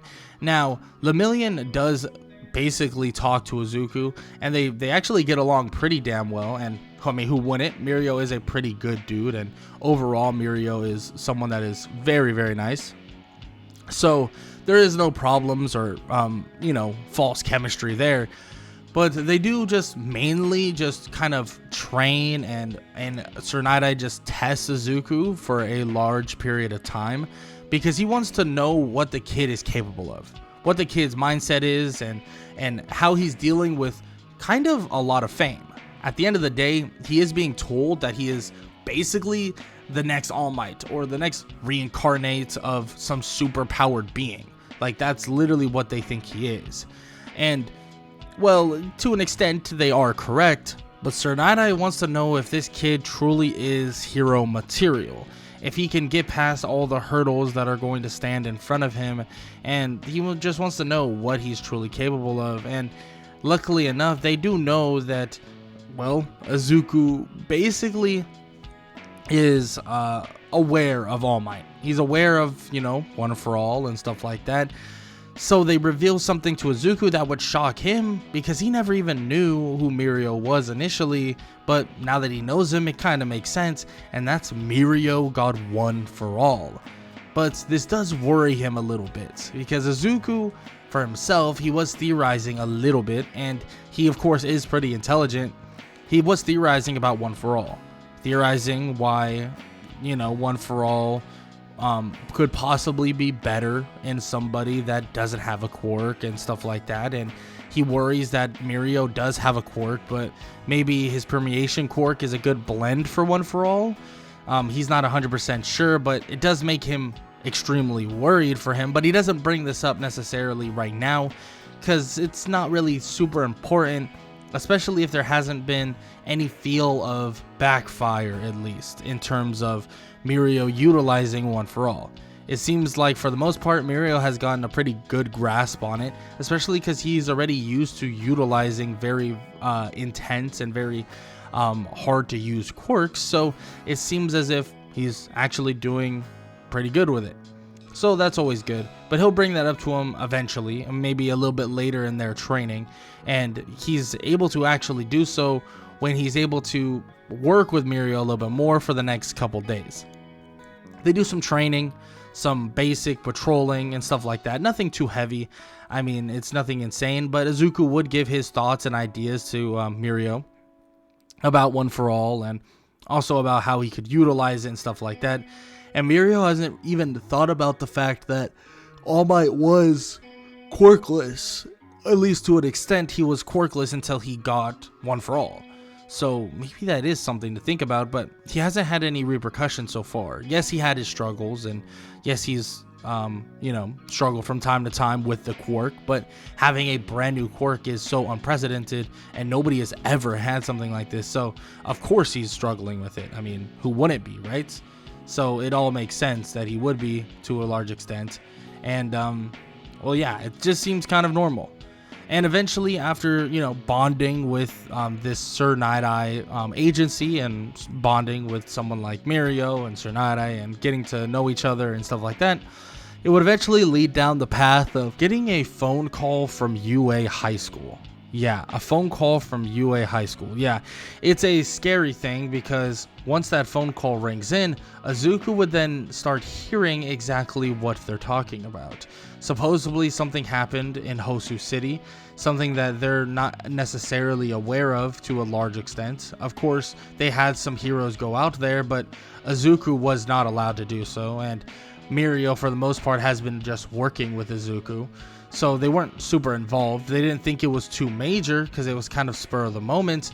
But of course, it seems as if it was a little bit more major than they possibly thought, at least at that moment and at the point. But Izuku would be informed that someone that he knew and someone part of his class actually has been fatally injured, even to the point of, well, there's a good chance he doesn't make it. Yeah, the kid is on his last legs, and that's Tenya Ida. And the only reason why he actually was somewhat saved was because of Endeavor. Endeavor saved him and was able to get him, but it didn't matter. The kid is extremely wounded, and there's a high likelihood that he doesn't live. There's a very high likelihood he doesn't live. And it would just be an added thing for all of them to deal with, especially as a class already having to deal with so much altogether. So when they're all forced back into going to UA, there's a lot of people and a lot of students that just have a hard time dealing with what just occurred. I mean, who wouldn't, right? One of your classmates, one of your friends is now hospitalized and probably won't make it. And frankly enough, that's probably what's going to happen. Now, news on that is kind of limited. They don't really want to tell the students exactly what happened and what could or could not occur. So they keep that kind of to the chest. They are trying everything they can to save him, but I mean, at the end of the day, this is the reality of hero work, and that's the first thing that Aizawa would basically tell them when they get back. He would say that he understands that all of them must be sad, maybe even mad, maybe even upset, maybe even frustrated at Hero Society in general. But here's the thing. this is the line of work that they decided to go into. This is the line of work that they wanted to go into. That's the reality of it. That is just the facts of it. They wanted to get into this work. And they all hear this and they think he's being a little insensitive, but that's the truth. They all wanted to get into this work. They all wanted to be a hero. They knew the repercussions of being one if something crazy would happen like this. And that's the reality of it. And it's unfortunate and it's sad, but they still have to go on. And they should think about it like they're trying to be better even for their classmates. Be better for the person that basically, well, is gone or has sacrificed himself to a large degree. And that is obviously a Tenuita. And that's just the reality of it. And they all hear this and think, okay, well, let's go then. Let's be the best we could possibly be, and so on. And the thing with Izuku, though, is he's not really emotionally tied to this person. I mean, yes, they're classmates, and yes, he cares that he's massively injured, but he doesn't have any crazy feelings toward it. I mean, he doesn't really have that many deep feelings at all now that he thinks about it, but maybe it's just him being dialed to 1,000 and to 1 million. He's just completely dialed to the idea of being a hero or anything in general. And maybe that's good, maybe that's bad, maybe that's kind of indifferent. Not 100% sure at this moment, but Izuku is just that way at this point. He's not really too emotionally involved in all this, but he does think that it is sad to a large degree that the person is, well, gone. And it does make him sad a little bit. He doesn't really know the person that well, but it does make him somewhat sad to a degree, or at least overall. Now, this would lead them to the final exams, and this final exams would obviously lead them to the forest training camp. But Izuku isn't so sure what his final exam is supposed to look like, at least to a large degree. And soon he would learn what exactly it would be after actually finishing his written portion of the final exam. And after defeating the written portion of the final exam, or finishing it to a pretty good standard, Izuku would walk to the gym where everyone says is the final exam is going to happen. And once they walk to the gym, and once they actually start hearing what's going to happen, they are all pretty damn shocked about what they're going to have to do. And that's face down some of the teachers of UA. And here's the thing. Izuku learns his teammate is Katsuki Bakugo, and their opponents, well, the one and only All Might. Now, there's a lot to be said and a lot to be done here, but it seems like Izuku is pretty damn excited to take on All Might to a large degree, but he's shown on multiple occasions that he can take on All Might even maybe by himself. But has he really seen what All Might is truly capable of when All Might himself turns it up to 11? Now, maybe not. But has All Might truly seen this new version of Izuku? The version of Izuku that's been training day in and day out and has now excelled increasingly since getting to UA? Well, the truth is All Might hasn't seen that either. So who's going to win in this battle between Bakugo and Izuku versus the one and the only All Might? Well, you'll have to find out in the next part of What If Deku had Toji's Heavenly Restriction, Izuku Midoriya and Katsuki Bakugo. Two people that absolutely, well, despise each other, you could say. Now, Izuku doesn't hate Bakugo necessarily. He doesn't really think he's the best of all people, but he also doesn't think he is horrible, you could say.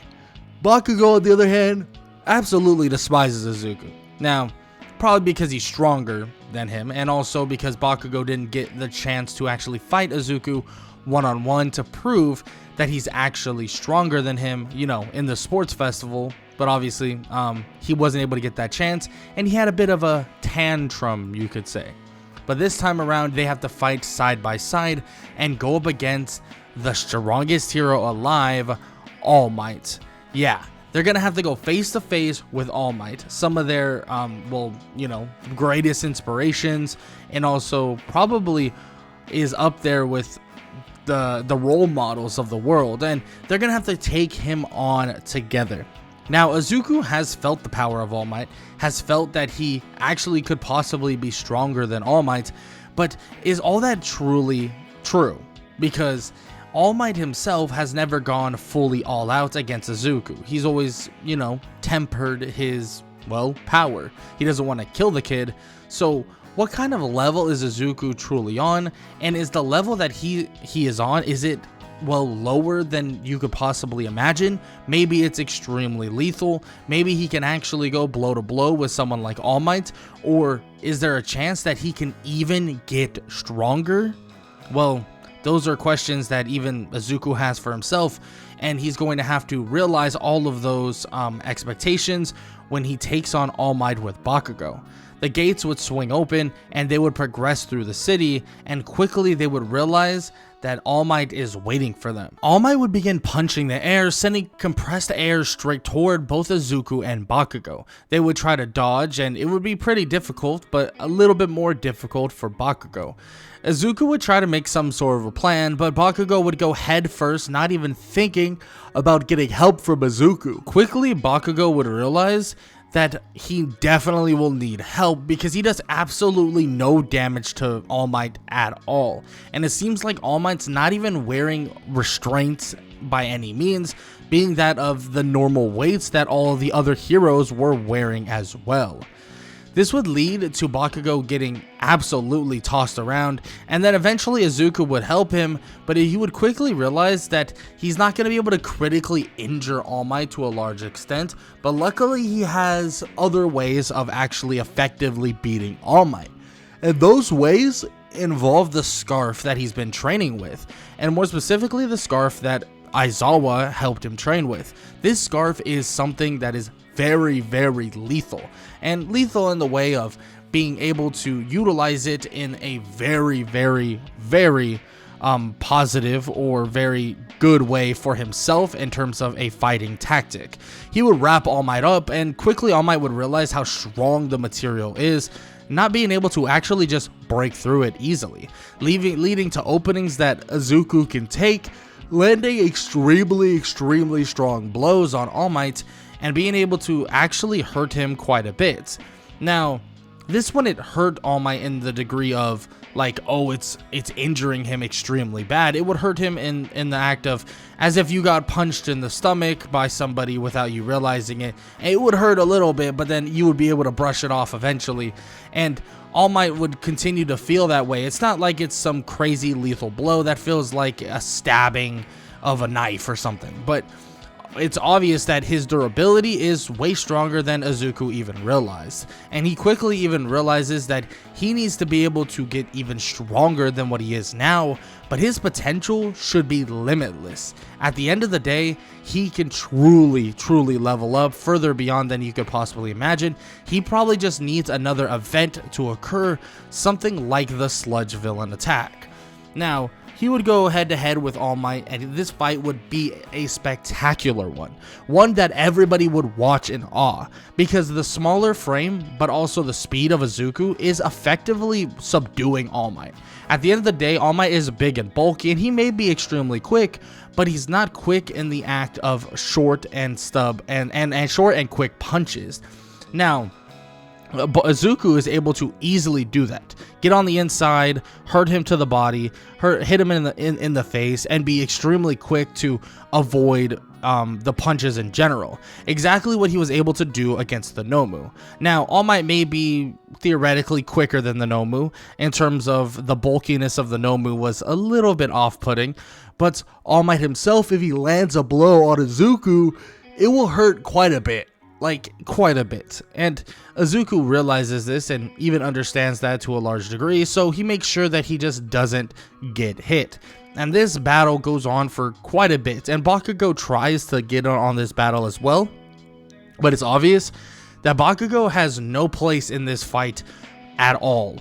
And then eventually Izuku would see that All Might is running out of juice, and he would think to himself that he's gonna take his leave now. He would kick All Might in the leg, dropping him down to one knee, and then kicking him in the back, sending him toward like some sort of a bench of some sorts, and he would then grab Bakugo and take off running to the exit. He would toss Bakugo through the exit as he walks through as well, and they would be deemed the winners. And that would be the correct choice. I mean, we don't want to take on All Might head to head for the entirety of the fight and also somehow cuff him.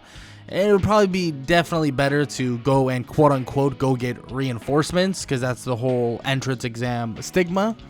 But still, Bakugo is not happy about this at all. He wants to still fight All Might. He wants to now fight Izuku. He is absolutely pissed, and he's kind of having a temper tantrum until Aizawa tells him to shut his mouth, or he's going to hit him in the back of the head and knock him out cold. So Bakugo shuts up, and he basically gets them all prepped and ready to go, or Aizawa does, gets them all prepped and ready to go for the forest training camp. Since most of the people here have passed, they will all then go to the forest training camp. But of course, we are dealing with a couple people that didn't pass, so they will also have to deal with some extra classes while over there. Luckily, Izuku is not in that boat, but still, they're gonna have to deal with some things in its totality. Now, they would head off on a bus not too long in the future, and when they arrived, they would stop at a nearby mountain. Now, this mountain would be a bit suspicious, because why would you just stop out of nowhere? Now, they would all be talking about the forest training camp, what it's gonna be like, and even would meet the Wild Pussycats, which would be kind of interesting for Izuku, because he is a pretty big fan of them, but he would call them pretty old. I mean, you know, no disrespect, but that's what he would call them in a way. But after all of that is said and done, everybody would get shoved off the mountain, getting thrown into the forest training camp, and have to literally run over or fight through a ton of these stone-like monsters all the way to get to the camp, and that's basically their training. Now, during this time, though, Izuku would immediately dodge this wave of mountain that was going to push him off, and he would ask why they would even intend to do that, and if there's some like absurd training or something down there. And they would say, yeah, that is exactly why they were going to throw him down there. So if he doesn't mind jumping off and going to fight those monsters with his classmates, that would be good. And Izuku shrugs as he jumps off the cliff, and he goes to absolutely destroy as many monsters as he can. Remember, Izuku is under the mindset still that he can get stronger, that he can get better, he can get faster, he can get more lethal, and he truly believes that he can be at an exceeding higher level than All Might himself. Now, is that belief a little bit of an extraordinary belief? Maybe just a little bit. But he feels that there could be another level to his strength. There could be another level to his raw power. He doesn't know 100%. He knows that his senses and his strength, his speed and all that, they're pretty good. But he feels like they could be even better, like to another complete level. And the forest training camp is going to help them do exactly that. And Izuku is able to more or less get most of that training throughout this entire forest training camp. But unfortunately, everything would get cut short when the villains of, well, the League of Villains begin to siege and take over the entire camp. And quickly Izuku would realize that one little kid by the name of Koda, one that didn't give him too good of a welcoming, is actually on top of a mountain currently and will definitely need some sort of help. And that's exactly where Izuku would go, and when he would arrive, he would see somebody, and a giant somebody, about to grab Koda. Immediately Izuku would dash in, kicking the giant big dude in the face, sending him toward the stone wall of the cliff. Now, immediately he would grab Koda, telling him to hold on tight as he's going to immediately run over to get him to safety. But as he's about to run, it seems like this giant dude is currently getting up. This dude is by the name of Muscular. Muscular is extremely powerful, and it's going to be a match for Izuku, at least to a certain extent. Izuku himself, though, would not want to stand his ground. He wouldn't want to just stand there and let Kota take any fire or any chance of him getting hurt. So when Muscular is about to actually attack them, he would just jump off and begin running extremely fast toward the camp to drop off Kota. And then he's going to come back and make sure that this guy can't hurt any of his classmates. And he's going to make sure that that is exactly what is going to happen. He would take off, leave Kota at the camp, and then tell Aizawa that there is a giant freak of nature over in that direction, and that he needs to make sure that he can stop him right now. And now Aizawa would tell him that that's not the best idea. He is running into unknown territory now by running over in that direction, but Izuku says that none of his classmates are going to be able to take him down. And he's going to make sure that he doesn't actually affect or even hurt any of his other classmates. He takes off as he meets Muscular once again, and Muscular says that he likes the kid. He thinks he's cool. I mean, no other kid like him would think, yeah, let's go back and actually fight this guy that I just escaped from. But Izuku says that this is not going to be a fight. This is far from it. He just threatened a little kid, and also he's threatening even more kids, even though he is a kid, to be fair. But he is threatening even more people, so that this won't be just your normal fight. This is going to be an absolute beatdown. Izuku would reveal this baton-like weapon, but it's kind of like a bow staff attached to many other bow staffs. He would then reveal his scarf once again, and he would begin to levitate the scarf, using it kind of as extra limbs, you could even say. He would begin to crack Muscular like crazy, hitting him and trapping different limbs with his scarf, hitting him in the face, the body, the legs, everywhere. And he begins to tell Muscular that he may be built extremely powerful. His muscles may just burst out of his shirt and burst out of his body. He doesn't care, because he may have more muscles, but all of those things are just weak spots. He begins to hit them exactly where he needs to hit the muscles of Muscular, and it begins to basically cripple Muscular. Muscular is unable to move at his full capacity, and his body is crumbling. And when I mean crumbling, I mean crumbling. His body is breaking down and destroying itself. Izuku continues to beat the living heck out of Muscular, beating him down extremely bad, to the point that Muscular can barely even move. He even tries to unlock his, further muscular form, trying to kind of burst through these injuries that are currently being just thwarted upon him, but even that doesn't work. Izuku says that his quirk is so basic, so simple, and it's funny because he's currently losing to somebody without one. And he would then look extremely shocked. Muscular would be out of his mind shocked, as he would get cracked over the head with his baton-like weapon, or Izuku's baton-like weapon, or bow staff-like weapon, and he would be knocked out cold. Izuku would then go through the forest, helping as many people as possible, but eventually it would get to the point where it seems as if they got the person they wanted, and that would be Bakugo. Izuku would see one by the name of Dabi grabbing Bakugo and pulling him backwards, and he basically is telling them to stay away and stay still, or else this kid's going to go up in flames.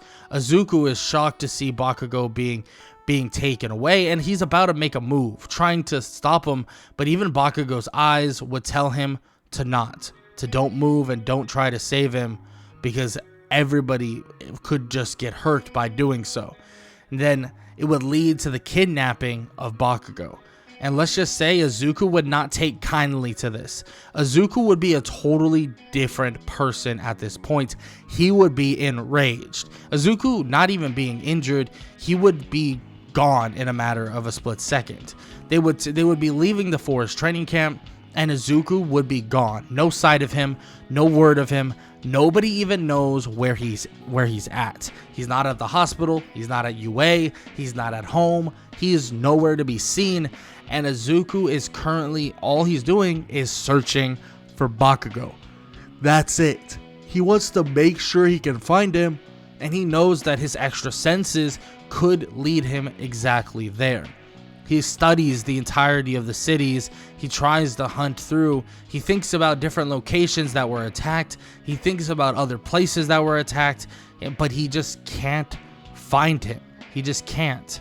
But eventually, he would get a text from somebody telling him to meet him at a specific place. And when he does, he would actually see somebody he recognizes, being that of Momo Yaoyorozu. Momo would say that she knew that he would eventually come back, and she would say that she knows that she can't convince him to not do anything stupid, but still, she's going to make sure that at least he has the information that he needs, handing over this tracker that is actually tracking exactly where Bakugo is at this moment and where he currently could be at the moment based on just the Nomu's tracking device that is on the back of him. Now, this would lead Izuku to finding the somewhat location of where Bakugo is, but the heroes would be not too far behind a couple hours later. But of course, Izuku would be kind of waiting and staking out just the perfect time to siege on through, and he wouldn't even wait for the heroes to arrive, busting through, immediately taking out Shigaraki, thinking that he's the biggest threat, knocking him out with one kick to the face, and immediately fighting off the rest of them as he shatters the shackles that are on Bakugo, and Bakugo begins to unleash hell as well, blasting them in the face and absolutely scorching some of them immediately. Izuku says that he knows that he doesn't like fighting alongside him, but this time around, let's have some fun and actually work together.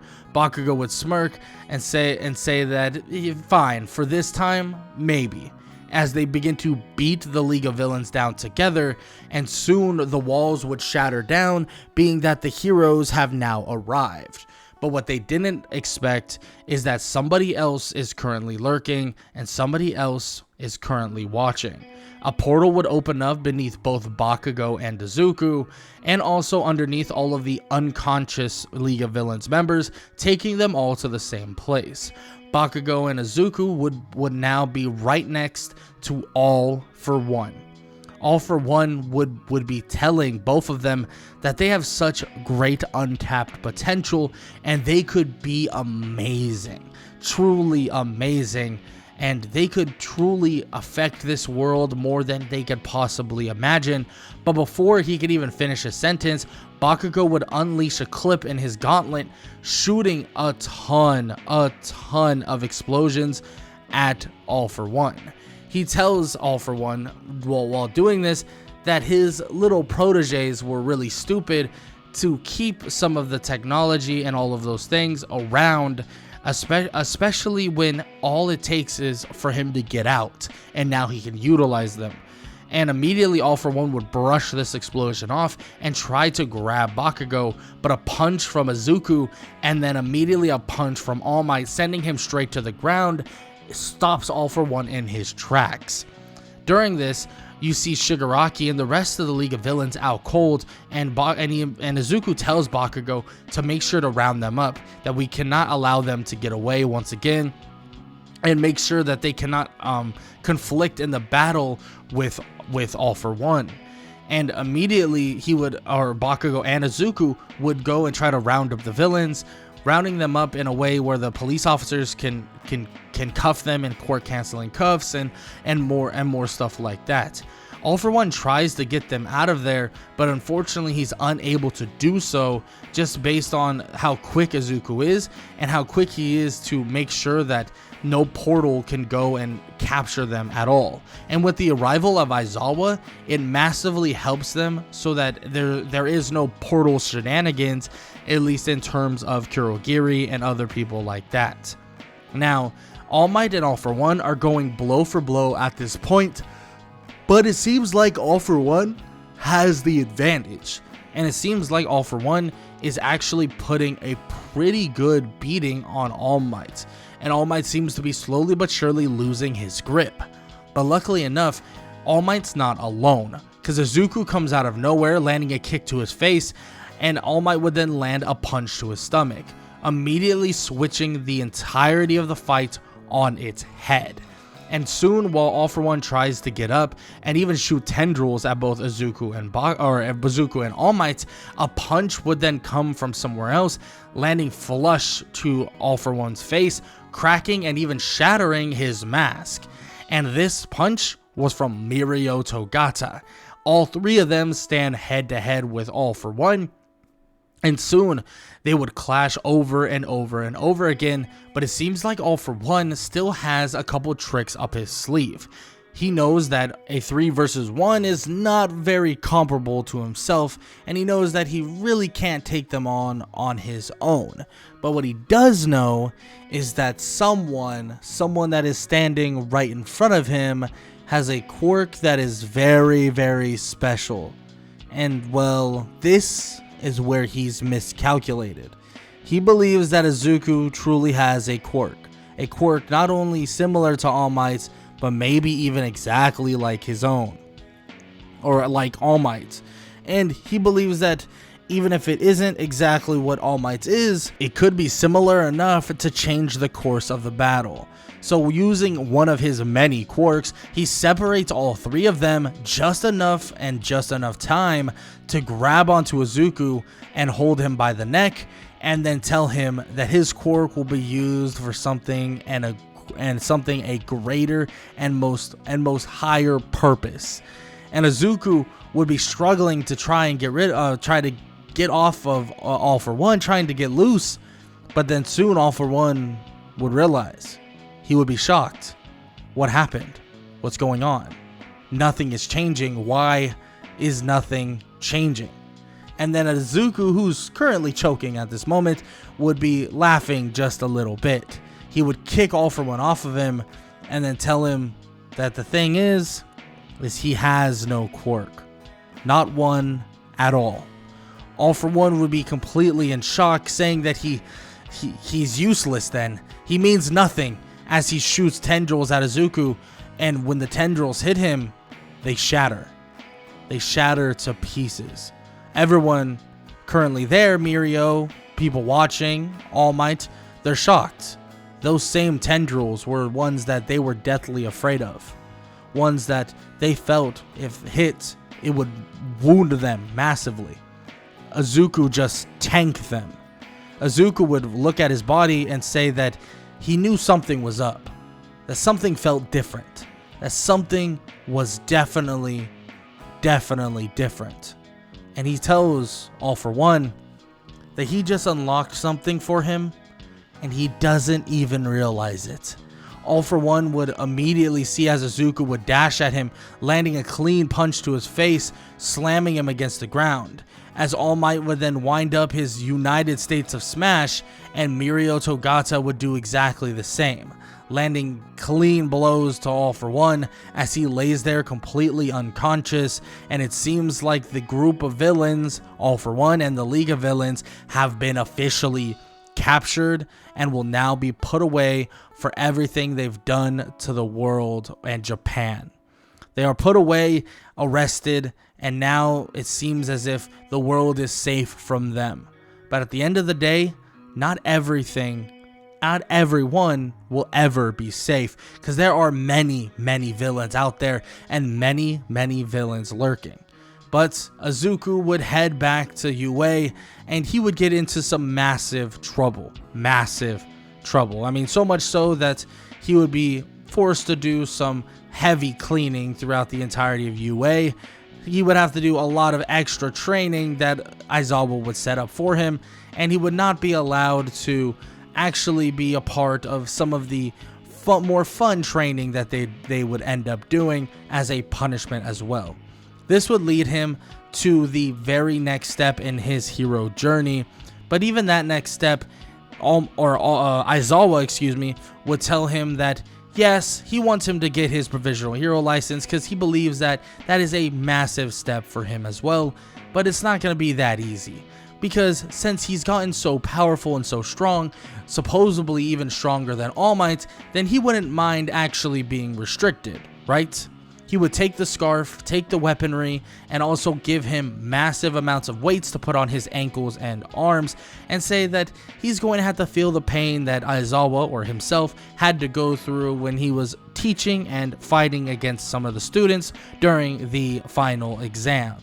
And immediately Izuku thinks that this is extremely unfair. Like, he's going to have to go against some very strong people, especially in this provisional hero licensing exam. He could get extremely hurt by having all of these weights on. Aizawa would say, you know what, you're right. And he decides to even add more weight so that Izuku can get even more of a training. And immediately Izuku would shut up, realizing exactly what's going to happen if he continues to yap on. So he decides he's going to keep his mouth shut and be quiet, because his next step is the provisional hero license exam, and he's going to have to take on some very strong people or strong students, and also have to learn even more about being a hero than just being powerful. But that is going to have to wait for the next part of What If Deku Had Toji's Heavenly Restriction, or Part 5. Izuku Midoriya is about to start his Provisional Hero Licensing exam. And this exam, in hindsight, would be something super easy for Izuku. Izuku has proven that he is at the highest and peak level in terms of being a hero.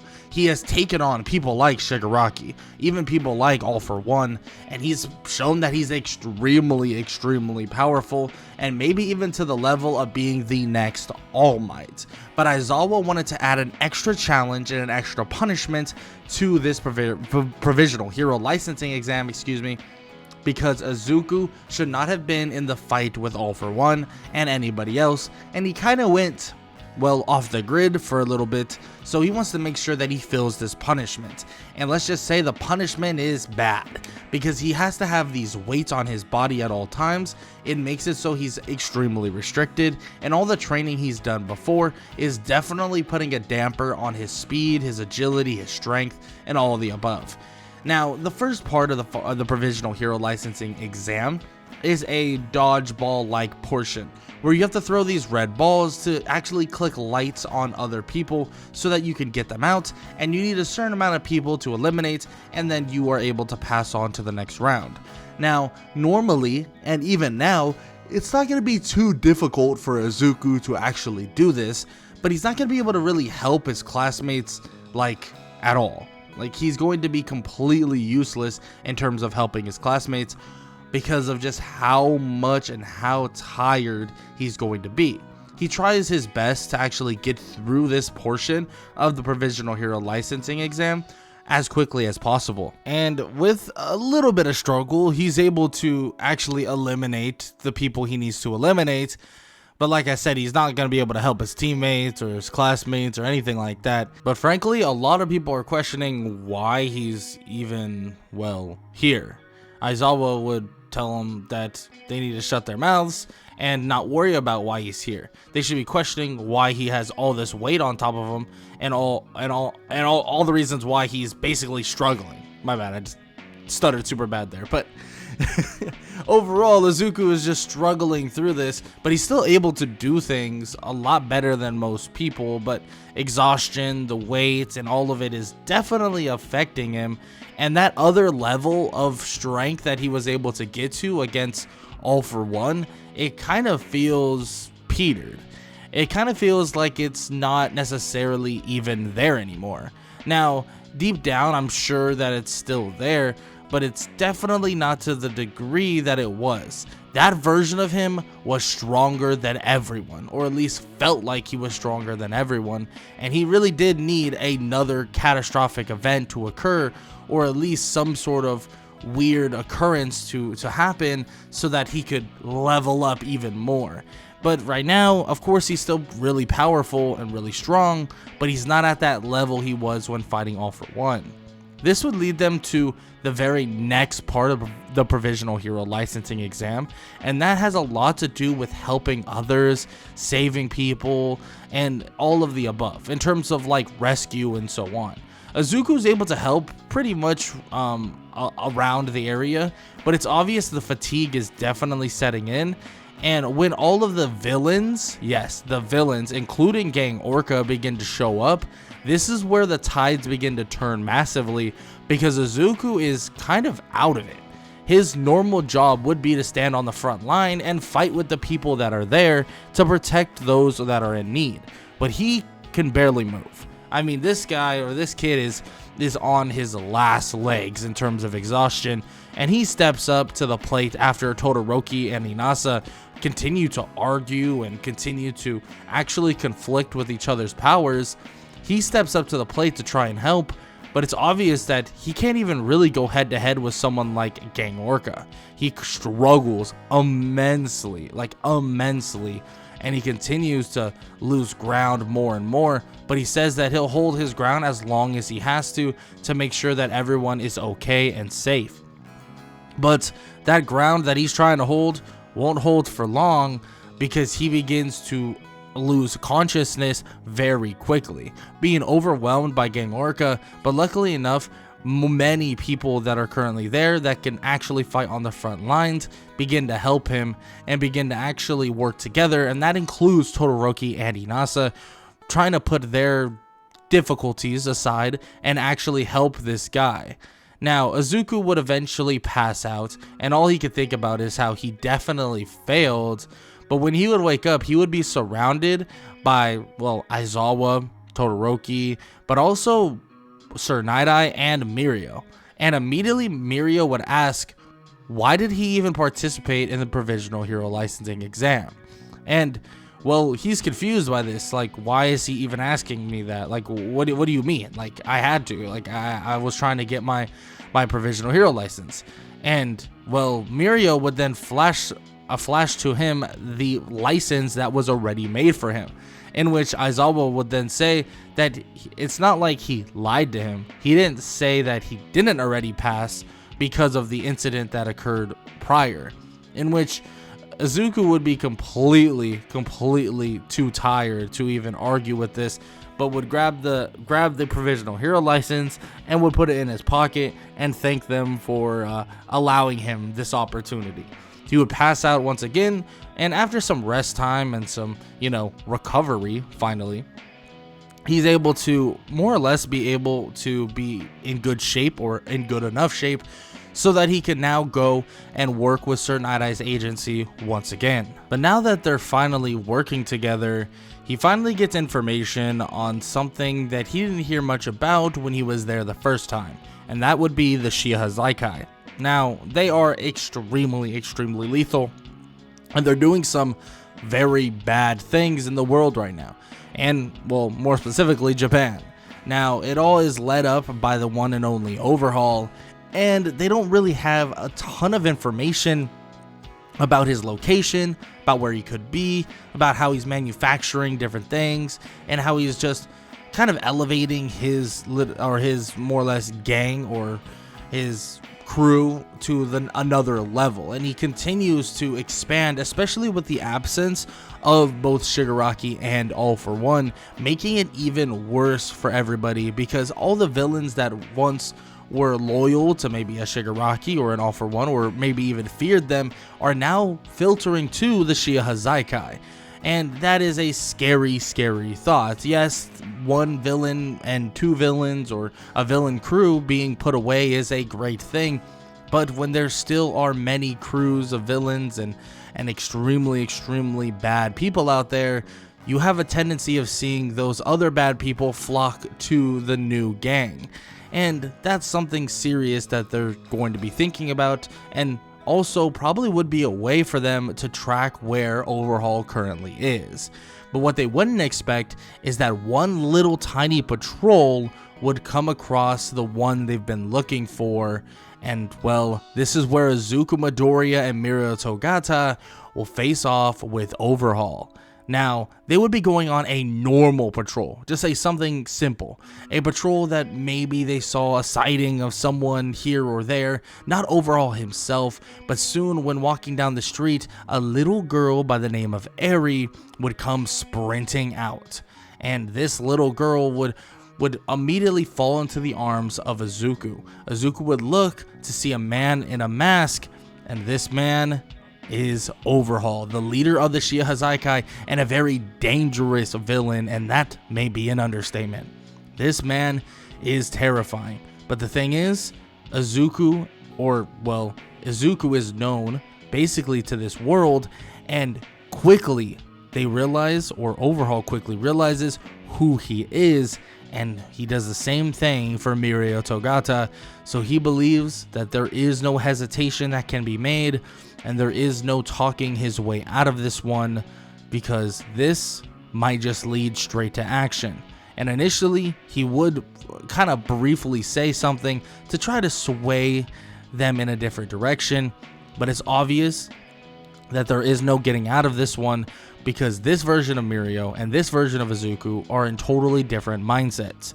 Izuku, for one, would not want to let this girl get back into the hands of Overhaul, and Mirio is literally the successor to One for All, or the successor to All Might, and this version of him would not allow Overhaul to take the girl back and just leave.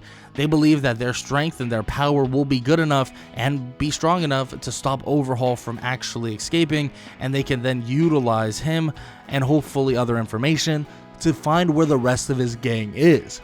Now, this would divulge into an absolute crazy battle, and everybody would split as fast as possible. Many people around are in extreme danger, so of course they would be sent off in different directions, and they would be running away trying to, survive.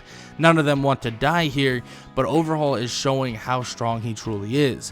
Quickly though, Izuku would tell Mirio that they need to get Eri out of here and make sure that she is safe first, in which Mirio would agree and tell him to go now, pushing him towards Eri as he grabs Eri and tells Mirio not to die, as he jumps off, running as fast as possible and jumping through the city, immediately landing toward an area that would allow Eri to be somewhat safe, putting her within an agency that is nearby. Now, he would immediately sprint back, going back to where Overhaul and Mirio are fighting, and the fight has already broken out into an absolute war of some sorts. They're clashing, and buildings are collapsing, and everything around them is going insane. Now, this wouldn't be the best direction that Sir Night-Eye would want things to happen, but at the same time, you have to do what you have to do, especially with a villain of this caliber. Izuku would then actually come at a perfect angle, hitting Overhaul right in the face, trying to knock him out, but unfortunately he still isn't at the peak shape that he wants to be in, and he's not able to knock Overhaul out, but he's able to stagger him extremely bad. This would lead to actually Mirio landing a clean blow to Overhaul's face, and they begin their onslaught in almost perfect unison, taking Overhaul to the brink of basically his unconsciousness. But before Overhaul could pass out, he's actually able to get reinforcements around as much as possible. These reinforcements are extremely skilled villains, and some extremely powerful as well. Izuku would then take those villains on while Mirio continues to fight against Overhaul. But quickly, the numbers game would extremely hurt them, but luckily enough, there's agencies, heroes, and even Sir Night-Eye's agency itself that are sending more heroes to help Izuku and Mirio. So luckily, they're actually able to even the odds and actually tighten up the score a little bit. Taking on a ton of villains with Overhaul at the head of it is something that would be extremely difficult, so it's good that they have some sort of reinforcements. These reinforcements are some high-level heroes, so this is no little slouch. They are no slouches, but it seems like it's gonna be even more than they can possibly imagine, because like I said, Overhaul has something under his sleeve, or up his sleeve, more than people could imagine. Because when villains begin to leave and villains disappear, well, they're lethal amounts of resources that were left behind. Sometimes, well, they are still left behind, and an opening is seen, especially by some people that are left behind of All For One's crew and All For One's loyal followers, and that opening is an opening to kill not only Izuku, but also Mirio Togata. And soon a Nomu, a high-end Nomu, would come tumbling and crashing down, and this high-end Nomu would stand right next to, well, the one and only Overhaul, and, well, he's there for one reason and one reason only. Not to fight alongside Overhaul, but there's a message ringing right on the back of the Nomu saying that this is the power he needs, in which Overhaul would be shocked to see this, but then he would slap the back of this Nomu, more or less combining with it, creating a monstrous being that is far stronger than the Overhaul we once knew. Overhaul still being able to control his own quirk, but now his durability skyrocketing to the moon, and on top of that, even more quirks stacked on top of it. Overhaul begins to converge on Mirio and begins to beat the living hell out of him, beating down Mirio to the ground as Izuku and the other heroes handle and round up the other villains. But this fight continues to crash on throughout the city, even divulging so much that even other heroes across Japan begin to converge on it. That includes people like Endeavor trying to help the fight, but obviously he is outgunned at this moment. Mirio with One for All isn't even able to stack up necessarily against the Nomu or the Overhaul infused with a Nomu, and he continues to beat on Mirio. Mirio was then saved by Izuku as Izuku kicks the being away, and he tries to help Mirio out, but quickly the being of Overhaul smashes into him once again and extremely hurts Izuku, and both Mirio and Izuku are bleeding extremely badly, with cuts on their hands, their arms, and also even slight cuts on their heads. Immediately though, Izuku would go to grab Mirio, picking him up as their bloodied hands begin to basically grab onto each other, and he pulls him up, telling him that they got one last chance at this and one last go at it. They don't have a choice because this thing might just be immortal, so they're gonna have to give it 1000% of what they got. They both stand there ready to go, and as Izuku gets ready to fight, he feels a surge surging through his body, or this kind of static electricity shooting through his body, and he doesn't know what it is. But Mirio looks at him in complete shock to see that this guy seems to be getting even stronger, but this isn't what he thinks it is. It seems as if Mirio's drive and want to actually defeat Overhaul, to keep everyone safe, including Eri, and with the blood transfusion, or his blood and also Izuku's blood touching, and through open wounds, it has transferred One for All. Now, is this permanent? No one's sure, but at this moment, all they can think about is somehow defeating the person standing in front of them. They would charge at Overhaul as they would land multiple blows, and then an extremely powerful double United States of Smash, smashing him into the ground. As they continue to battle, immediately Endeavor would come spiraling in as he tells them that they need to go up, like now. He grabs them both, throwing them up more and more as they beat on Overhaul, going all the way to the sky, and he tells them that he has the rest of it, don't worry, as both Izuku and also Mirio are almost impaled by the Nomu, but they're basically smacked to the ground extremely bad. But they have opened up or gotten an opening for Endeavor, and Endeavor flies the Nomu even deeper into the sky.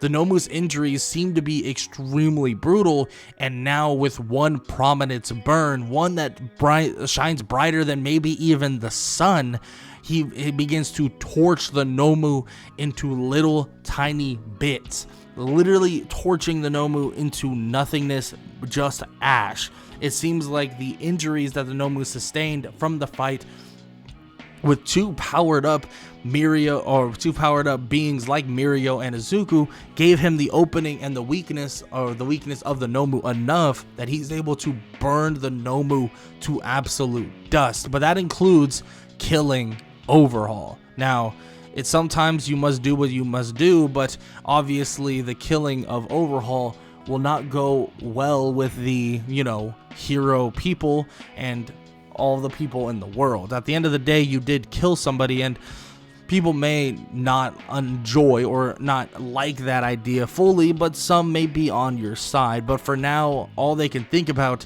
is that they're able to win.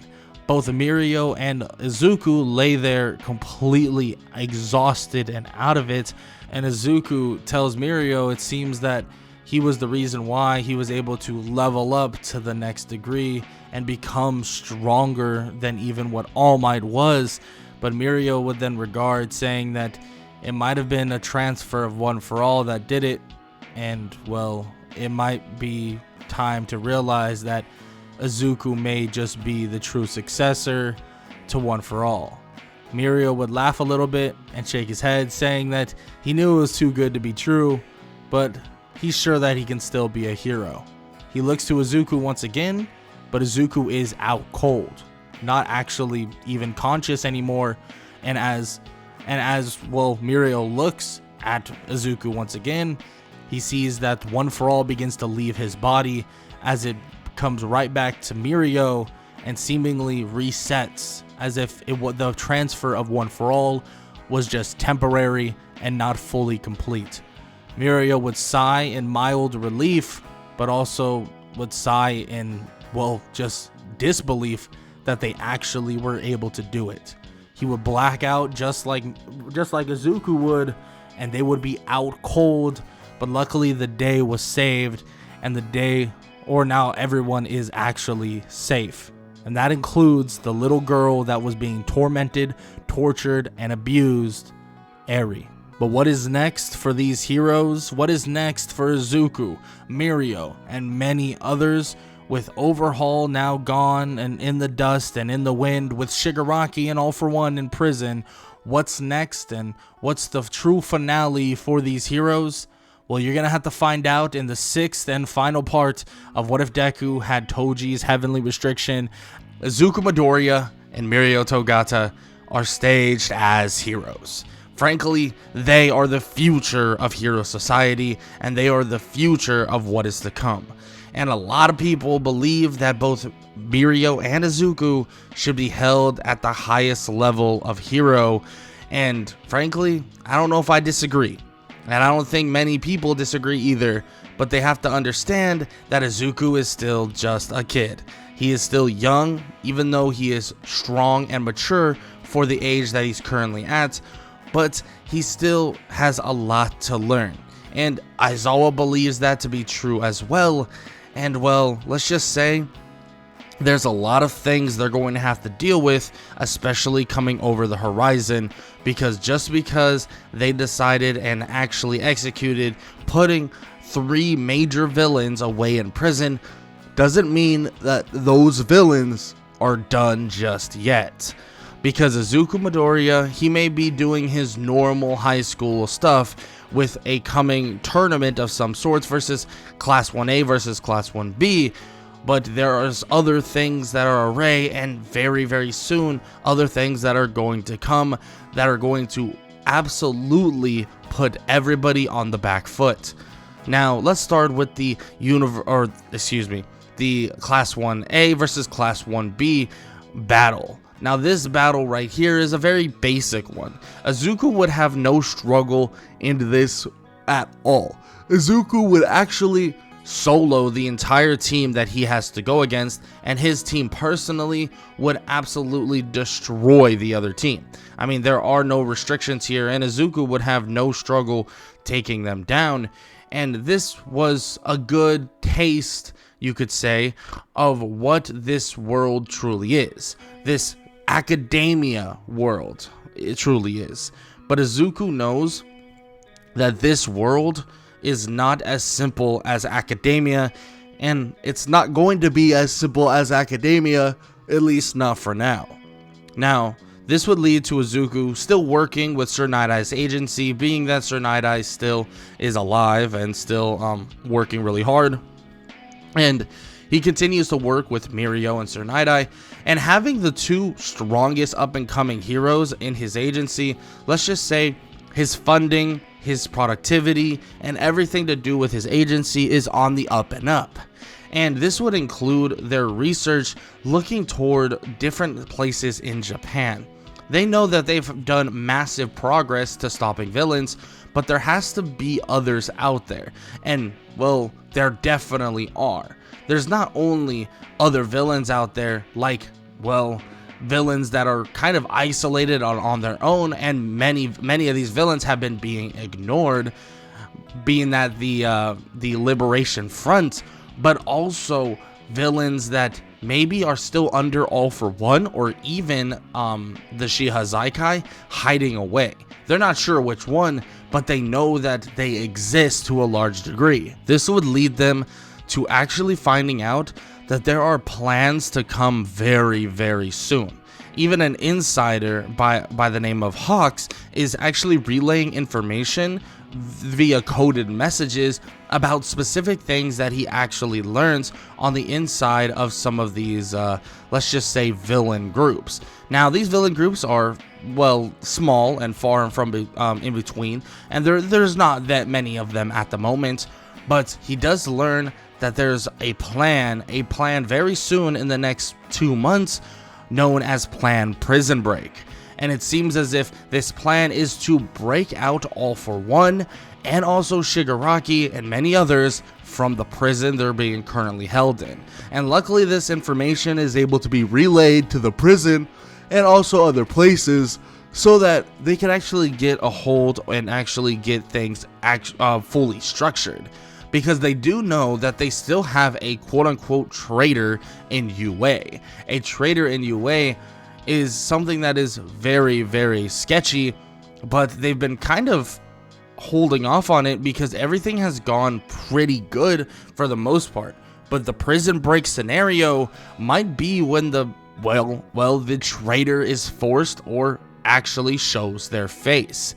Now, the planning for the prison break scenario has a lot to do with just other agencies. Now, Izuku doesn't plan necessarily a ton with UA itself, but he is somewhat inclined in that planning that they decide to do in terms of the protection of the prisoners and also the protection of UA as well. But this would be mostly involved in the hero agencies, putting an actual strain on the traitor himself, because this does make it extremely hard for the traitor to know and to actually figure out what's going on in its totality. Now, the traitor may know for the most part what the villain's plans are, but they don't know what the hero's plans are for the full degree. Now, Izuku and also Mirio plan to be the front line of defense when it comes to the prison break scenario, and they continue to train, even so much so that Mirio begins to reveal that he actually has other quirks. Now, he quickly realizes the usage of these other quirks are tearing his body apart, and it's really, really bad. So much so that he actually feels as if his body is splitting in two.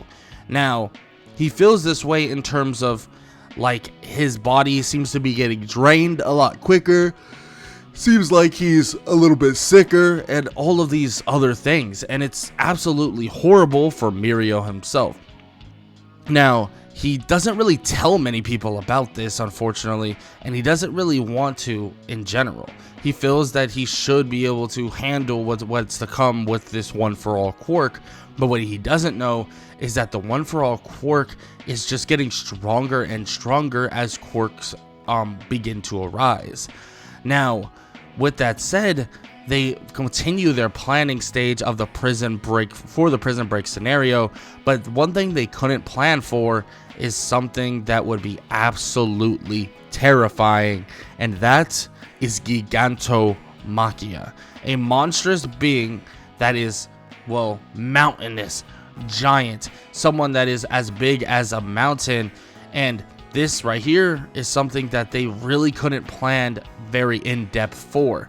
They try to figure out ways that they could stop him, but it's extremely difficult, and all they can think about is putting the stronger beings on the front line and hoping that maybe someone like Midnight can actually stop him by using her quirk to subdue him. Now, this would lead them to the very day that the prison break would arise, and let's just say there are many Nomus that would come barreling forward. But that's not the only thing that would come barreling forward. It seems as if there are other villains that have been added to the fray.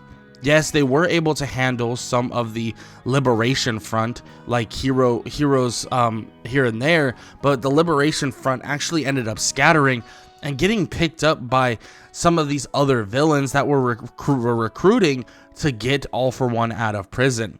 But the main goal is to stop Gigantomachia, a monstrous being that is barreling toward the prison as they speak.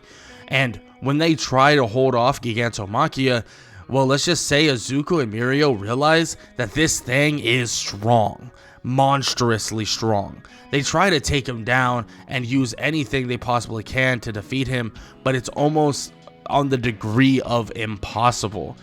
And all they could think about is the best thing they could do is subdue him. So Izuku begins to actually use his scarf. Yes, Aizawa's scarf, and a lot more of it to try to restrain Gigantomachia, actually taking a page out of a Star Wars movie and wrapping up Gigantomachia's legs as he actually trips over the scarf that is being wrapped around him by Izuku and also Mirio. Bakugo is there to help to try and get the monstrous being down, and many other support items, support things, and also other quirks are trying to be used to mold Gigantomachia to the ground so that they can utilize Midnight's quirk to actually subdue him. And slowly but surely it seems to be working. They hold him down, but then quickly Nomus would overrun, forcing some of the other heroes that were there helping to actually stall away, trying to defeat the Nomus as well. And it seems like these Nomus are extremely powerful. It seems like they are on the same level as the high grade, but not as on the high end, but not on the same level as the Overhaul infused Nomu. Well, luckily enough, because that was a main boss in itself. But Izuku and Mirio continue to hold down Gigantomachia, and Mirio even shows off one of his new quirks known as Black Whip. Black Whip extends from his body and it begins to hold down Gigantomachia in its entirety. But other villains begin to run amok. It seems like the Meta Liberation Front, or the villains that they've known very little about, to be honest, begin to actually make a difference in all of this. They begin to make a massive difference and begin to boost everybody around or everybody in the area. And well, let's just say the main boss, Redestro, is a handful in itself. And luckily enough, you have some of the stronger heroes there, so they're able to somewhat handle the difficulty of some of these stronger villains. But the struggle to try and get Gigantomachia passed out and put away, on top of dealing with these other villains that, let's be honest, their quirks are massively unknown to the heroes at the area or in the area, it becomes a massive issue, and becomes an issue that becomes very, very, very difficult to deal with. Now, they continue to handle it as best as they possibly can, but the villains continue to scratch and claw their way to the prison that is currently trying to be sieged and currently trying to be, well, defended at the moment. Now, this would lead them to getting very close to the prison. Nomus actually scratching at the bit, almost getting there. Some breaking through certain walls, but it seems like as a Nomu breaks through one of the walls, it seems that a force field of some sorts begins to overlay on the prison as the prison begins to shake. As the prison begins to shake, it begins to actually levitate up slightly, and it seems to be getting moved away from the current location. It seems like the support course and also a ton of other support heroes have basically finally found a way to up and move the support or the prison with support items to make sure that the fight isn't affected during this time. Now, they continue to battle, but the moving of this building has helped quite a bit. Other heroes like Endeavor and Hawks are able to pin down some of the Nomus that are trying to get there, but they're able to stop them basically just in time. But just as they think that everything's going to go perfectly well, everything begins to change. The bubble around the prison begins to fracture and shatter into pieces, seemingly breaking and turning off, and the levitation device that is currently pulling it away then stops, and it slowly but surely slams the prison into the ground nearby. Everybody is shocked to see this, wondering how the hell this happened, but soon someone would get caught tampering with the support barrier and also the support tech that is currently moving the prison. And that person would be Yuga Aoyama. Yeah, Aoyama has now messed with and also has changed the feat of the battle in terms of making it still in reach for the villains. But luckily enough, the support heroes have a second plan, especially because they have now caught Aoyama in the act, so they're able to stop him and many of the other heroes that are basically involved in the making of the support kind of weaponry and the support shield and movement device have now reactivated it once again after catching Aoyama, but this still gave the villains enough time to try and hitch a ride on the prison, leading to Izuku actually having to go and face them in that said prison. Now, Izuku would head over to the prison to try and stop these villains, and let's just say it's not as easy as you would think it would be, being that there are other criminals within the prison that are trying to break out and are currently trying to, find a way to get out, especially ones like All For One and many others, but obviously some of them are bounded up a little bit more than others. So Izuku has to try his best to stop any villains and Nomus from actually crashing and destroying parts of the prison so that nobody else can actually get out. Now, this leads to a absolute ruckus inside the prison that Izuku continues to battle while the outside people actually subdue everything else. And it seems like everyone is actually good. It seems like Gigantomachia is now subdued. All the other villains are subdued as well. But soon they look back to see the prison and they see two people step out, and that is All For One and Shigaraki. But as they step out, Izuku comes barreling through, smashing into them, tackling them out of the prison, but straight into the ground. Immediately, the other heroes converge on both of them, and yes, they put up some sort of a fight, but a weakened All For One and also a Shigaraki that it has been basically put away for a while and has not been able to evolve to his next event, does not have enough power to actually stop this. So the UA Traitor may have given them the opening that they needed to escape, but unfortunately, with the other villains subdued, there was no escaping to unfold their true master plan, and Izuku, Midoriya, and Mirio Togata and many others were able to stop them before making a complete and utter catastrophe happen in Japan itself. Now, this would be kind of their happy ending here. I mean, they would all get put back in prison. Everybody would set up certain things to subdue the more monstrous beings that have been captured here today. And, luckily enough, the one by the name of Eri, who was saved not too long ago, is having a good life. And Izuku Midoriya, he's on track to becoming the greatest hero alive, even besides someone like Mirio. But unfortunately, Mirio would be dealing with a ton of issues himself, especially after the battle and having the utilization of other quirks in need of basically stopping the other villains. It has made him incredibly weak and also incredibly kind of hurt. And right now, there is nothing they can necessarily do, at least not at the moment.